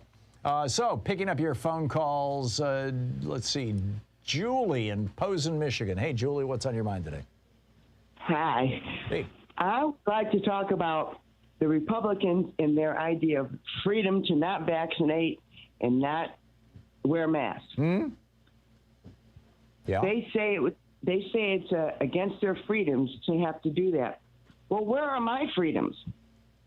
When I want to go to the store and not get sick from some yokel yelling in the store. It's the same argument that smokers used to make about I should be able to sit in the restaurant and blow my smoke all over you and ruin your meal. Well, I think this is a lot worse. Yeah, well, because it kills people. A million times worse. Yeah. You know, and actually I agree with that too. And I'm a smoker. But the point is that they're even making points that if school systems want to make mask mandates, they're going to cut off their funding. And in other words, they're working against it. Right. It's not just their freedoms; they're taking our freedoms away. Yep. This is sickening and insane. I agree. And we now have this Delta variant. It looks like it's taking down kids as much as it's taking down adults. Well, not as much, and but this you is know. just the first. You got that Randa or whatever is coming along. There's going to be more coming along. Yep. In other words, this is never going to go away. I agree. And it's because of these people. And if you got people in government that are actually taking away the rights of people like us that want to be safe, saying that, no, you can't go to school with a mask on because we'll take away your funding. You know, I mean, I think they're all a bunch of psychopaths, just like Trump wanting to kill everybody. Last night when I was feeling in a particularly grumpy mood, I saw this tweet from Greg Abbott, you know, the governor of Texas, saying, we're going to take on COVID, and here's what we're doing. And he never mentioned the fact that he's got a ban on schools having masks, right? And so I retweeted his tweet, and I said, this SOB is guilty of, I forget exactly, you know, the words, but mass murder, I'd say. Is basically guilty of killing people, and I'm wondering. He says he's a Christian. Does he live in fear of going to hell for all the people that he's killed or his policies have killed? And then I added, but as a psychopath or a sociopath, he probably doesn't care. And you know, he enjoys it, actually. Yeah, I think they enjoy it. I think that's, you know, I really think that you're looking at genuine sociopaths when you look at people like Greg Abbott and Ron DeSantis. I mean, at least the governor of Arkansas had the common decency, Asa Hutchinson, to come out and say, you know, I made a mistake when we banned masks in school. It was a big mistake, and I apologize. And he couldn't get his legislature to go along with him. They are totally, you know, in the whole mask hole area. But he at least had some human decency. Howard in New York City. Hey, Howard, what's on your mind? Yeah, hey. I know you like Einstein quotes. I gave you one you loved, 6-8 months ago. Here's another one. There are two infinites. One is the universe. The other is the stupidity of mankind, ... But I'm not sure about the universe. Anyway. Yeah, that sounds apocryphal, Howard, but that's a good one. Yeah, I love, I mean, there's so many. Do you remember the first quote I gave you? Maybe not. It was the difference between genius and stupidity is that stupidity has no limitations. So that. Those both sound apocryphal, but who knows? I mean, you know, maybe Einstein actually said them. Howard, thank you. It's always nice to hear from you. Glenda in Auburn, California. Hey, Glenda, what's on your mind today? Hi, Tom. Well, I was watching David Pakman last night, and they had a thing on something called the asset recycle. And with our new $1 trillion supposedly bipartisan thing that they got going on, they're going to try to sell off and call it asset recycle, like they did the meters, the parking meters in Chicago. They sell off part of the infrastructure bill. Is that what it is? Well, anyways, they're saying that then the company buys this part of the infrastructure bill, and then they rake in the profits, and we, the taxpayers, still have to pay for the infrastructure bill. Have you heard anything about that? It's on the internet. We're just starting to see the gory details. There are a lot of public-private partnerships in there. We don't know what, you know, Republicans have inserted in the last week in detail. And what's wrong with Joe Biden? Why isn't he nipping this in the bud? And Bernie Sanders? I mean, they just keep raping us poor people, us poor taxpayers. We are the modern-day slaves. I think that we taxpayers are the modern-day slaves. The way that, and we're not the modern-day slaves. Let's not minimize the horrors of slavery, Glenda. But, heck no, never. I have many colored friends. No, I get it. But the point is, I think that the price that the neoliberals and the Republicans, the pound of flesh that they want, the price that they're demanding, to simply allow the actual infrastructure bill, the $3.5 trillion infrastructure bill, to pass the Senate, is going to be this so-called $1 trillion bill. It's only $500 billion in new funding, and that's over a number of years. So it's really a drop in the bucket piece of legislation. And to allow that to happen because it's going to make a lot of their buddies richer. It's unfortunate, but that's the reality. Glenda, I got to run, but thank you for the call. Steve in Atlanta, Georgia. Hey, Steve, what's up? Hey, I want to tell you how to talk a Trump's going to getting their vaccine. Okay. First of all, I do think it's time to offer money, $50, $100, whatever. But secondly, what you did is you say, look, Trump busted his butt with Operation Warp Speed, getting the vaccination ready, and now you're thumbing your nose at him. No. Perfect. Get the vaccine. Perfect. Yep. And refer to it as the Trump vaccine.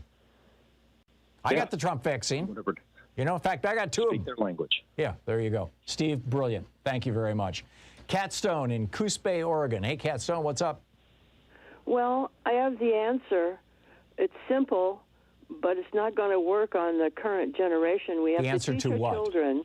The answer to our culture, conflict. We need better we need good self-esteem. Everybody needs good self-esteem, and if you can get somebody to tell you really how they feel about themselves, they'll say they don't like themselves very much. They'll always find fault with themselves. But if we had good self-esteem, we wouldn't have to worry about being better than somebody else, which is sometimes what draws us into the conflict.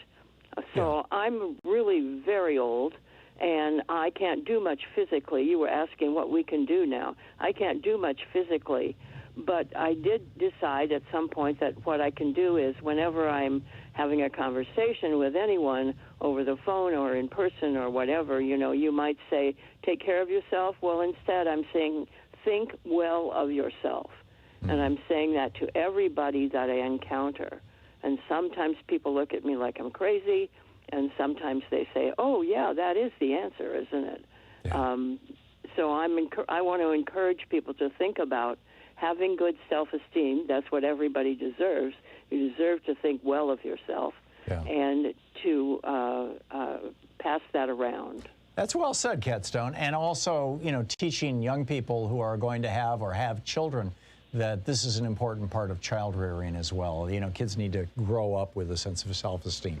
Cat Stone, thank you very much for that. David in Tulsa, Oklahoma. Hey, David, what's on your mind today? Hey, Tom, thank you.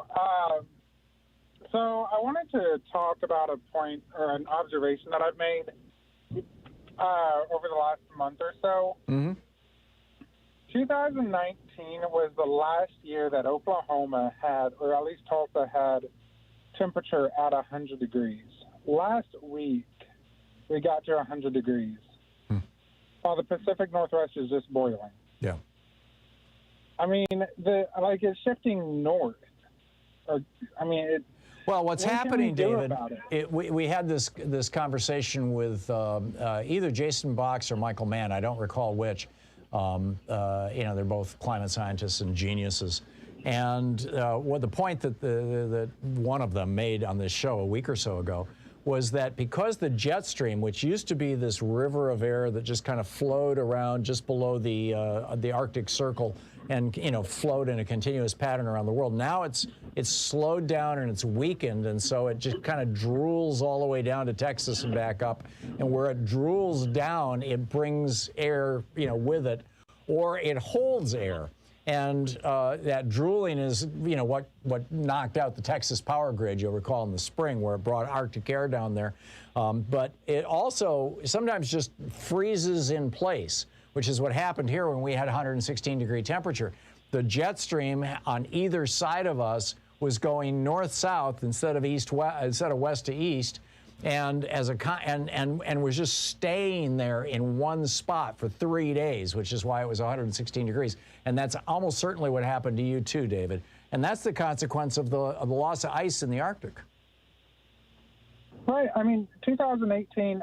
Years before, temperatures were at like 115 up down here, and then it dropped off considerably about 2019, and it just stayed under 100 degrees all through the summer. Yeah. And then up until last week, it was in the 90s. Yeah, but just wait till the jet stream stalls over you. I mean, I'm waiting for this to hit New York City. It's like, nobody did anything about the Dust Bowl until it hit New York City. I don't think anybody's going to do anything about climate change until it hits New York City. And so it's like, hey, come on, get out there. Don't just pick on us in Oregon and Oklahoma. Come on, jet stream. We'll see. But David, because New York City is the media capital of the world, right? If something happens in New York, we're all like, oh, Governor Cuomo, he just resigned. Yes, that's big news. Well, if it had been any other state whose governor resigned, you wouldn't even be hearing about it. But all the media is headquartered in New York. So anything that happens in New York is national news, don't you know? It's amazing. You're listening to Thom Hartmann. Visit thomhartmann.com for audio and video archives. And my main comment on Governor Cuomo resigning, other than, good riddance, is why is Matt Gaetz not next?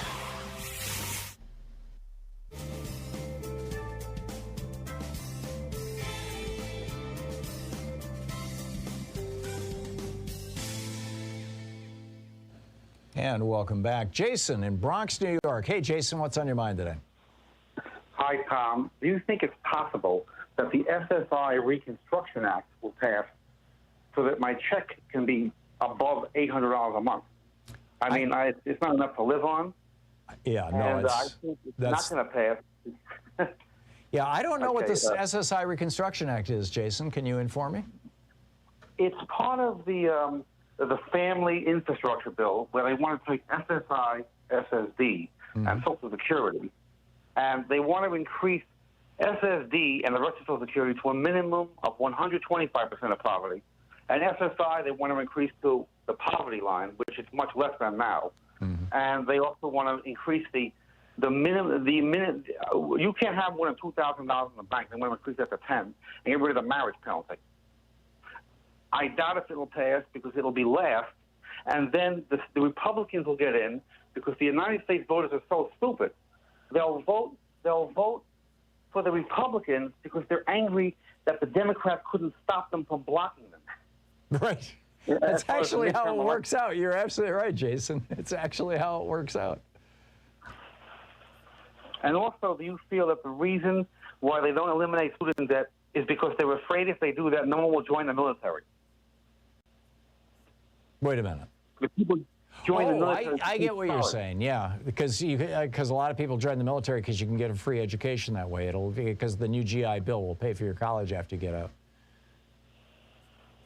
Yeah, but you know what? If it's a one-time removal, and they can remove it for certain people. Like, what about people that are too old to join the military but still have debt? Yeah. It's interesting. This is I'm almost 52.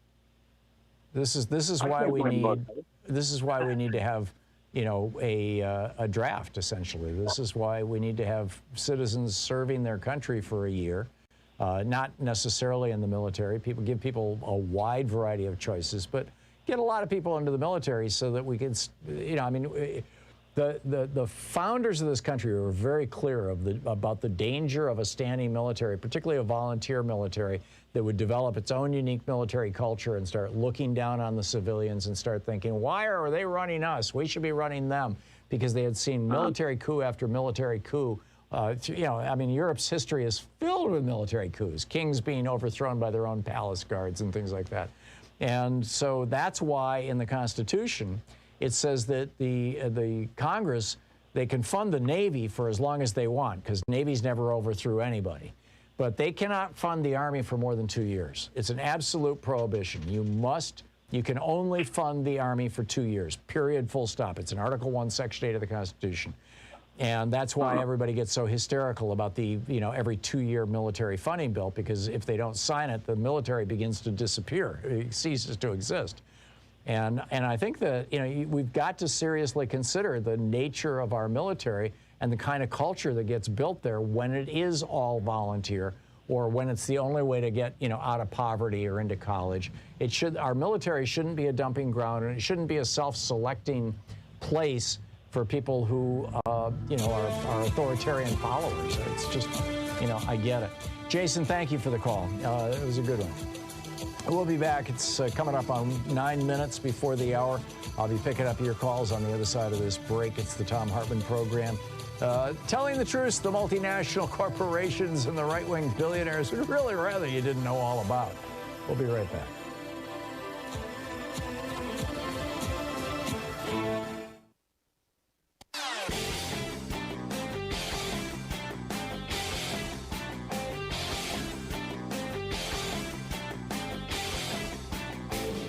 Share the Thom Hartmann Program with your friends. We're available on SiriusXM, Free Speech TV, Pacifica, commercial stations nationwide, YouTube, Twitter, Facebook, on the Thom Hartmann app, and you can even tell your smart speaker to listen to the Thom Hartmann Program.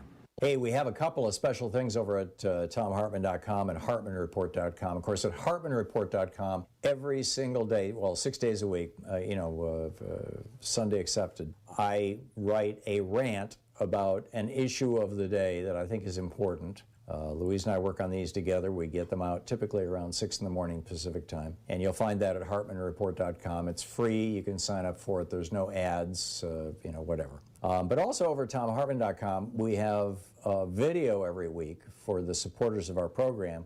And the one this week is about how Wisconsin is trying to remove, in fact, they just got permission from their Supreme Court to remove 188,000 people from the voting rolls because they haven't voted in 4 years. This highlights the importance of getting to know who is your state representative, who is your state senator, and communicating with them regularly. It's all over at HartmannReport.com and ThomHartmann.com. And welcome back. Connie in Omaha, Nebraska. Hey, Connie, what's up on your mind today? Well, I have a lot on my mind today, Tom, but I thought about calling you because I just found out this morning at 7 o'clock that Governor Ricketts, I'm from Nebraska, is bringing in Descanis, the governor from Florida, Ted Cruz, Pence, to help him become a senator. And he just left to take our highway patrol down to Texas to help them with the border. Oh, my God. He is a racist. We have got a white supremacy coming in. We have Ku Klux Klan. Our virus is going up. And I drove to South Dakota last week, stopped at Whitting, WHITTING, to go to the bathroom, and there's Trump flag all over. Yeah. And then we went, my girlfriend left to go to Colorado, and they have mascots on the interstate with Trump flags. And I wondered why he wasn't in Nebraska protecting us. And then we have Trump flags in Nebraska flying on homes. And I just think we need the FBI, or we need somebody coming in here with all of his racism. What would you do? I've called the mayor's hotline. I've called 2 senators. Well, we have freedom of political speech in this country, Connie. So if people want to fly flags that say, Trump or Reverend Moon, I mean, for president, they can do whatever they want. But isn't Pete Ricketts, your governor, also a right-wing billionaire as well as, a notorious Ameritrade. It's dark money. His dad's a Ameritrade owner. Oh, really? In fact, they just sold it. His dad is. So he's using some of his money to do things, and he is against abortion. He's on this religious kick. Mm-hmm. And Roper, it has no place in politics. Yeah. And the border, and here we have the virus.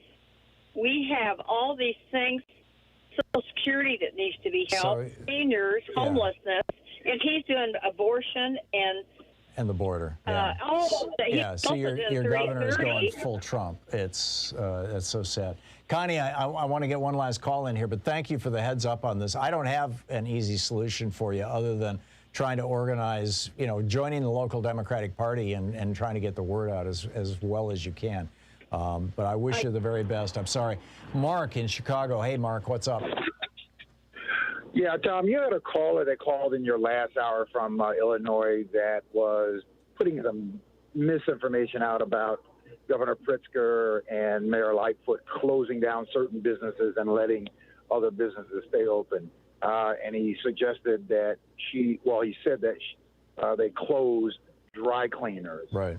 there was not a single dry cleaners closed. What the dry cleaners complained about was that their business was down because everybody was working from at home and they didn't need to have as many clothes cleaned. Right. But no dry cleaners closed. That guy was just taking a swipe at I either the figured. vaccines or, my response was at least they're doing something.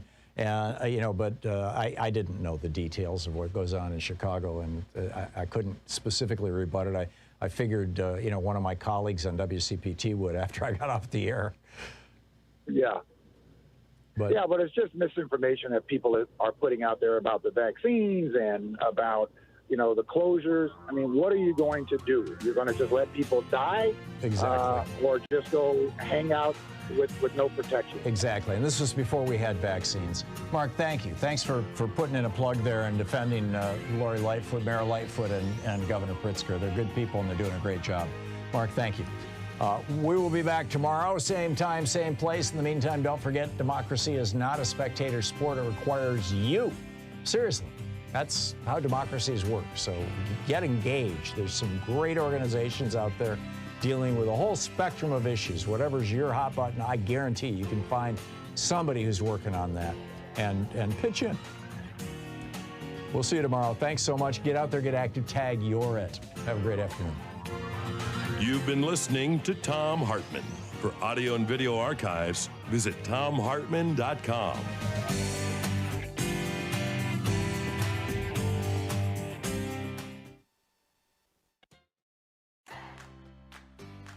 These companies support the Thom Hartmann Program. They are HelloFresh, the #1 meal kit delivery service. More information at hellofresh.com, code TOM.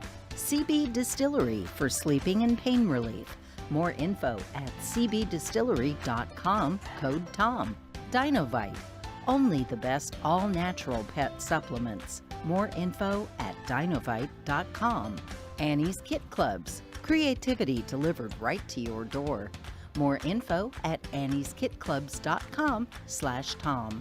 Wild Alaskan Company, delicious, sustainably sourced seafood delivered right to your door.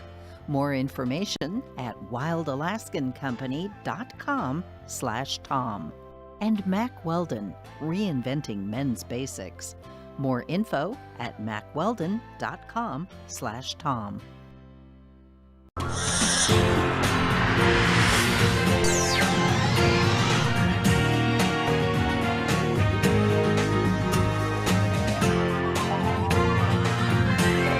We say fight back!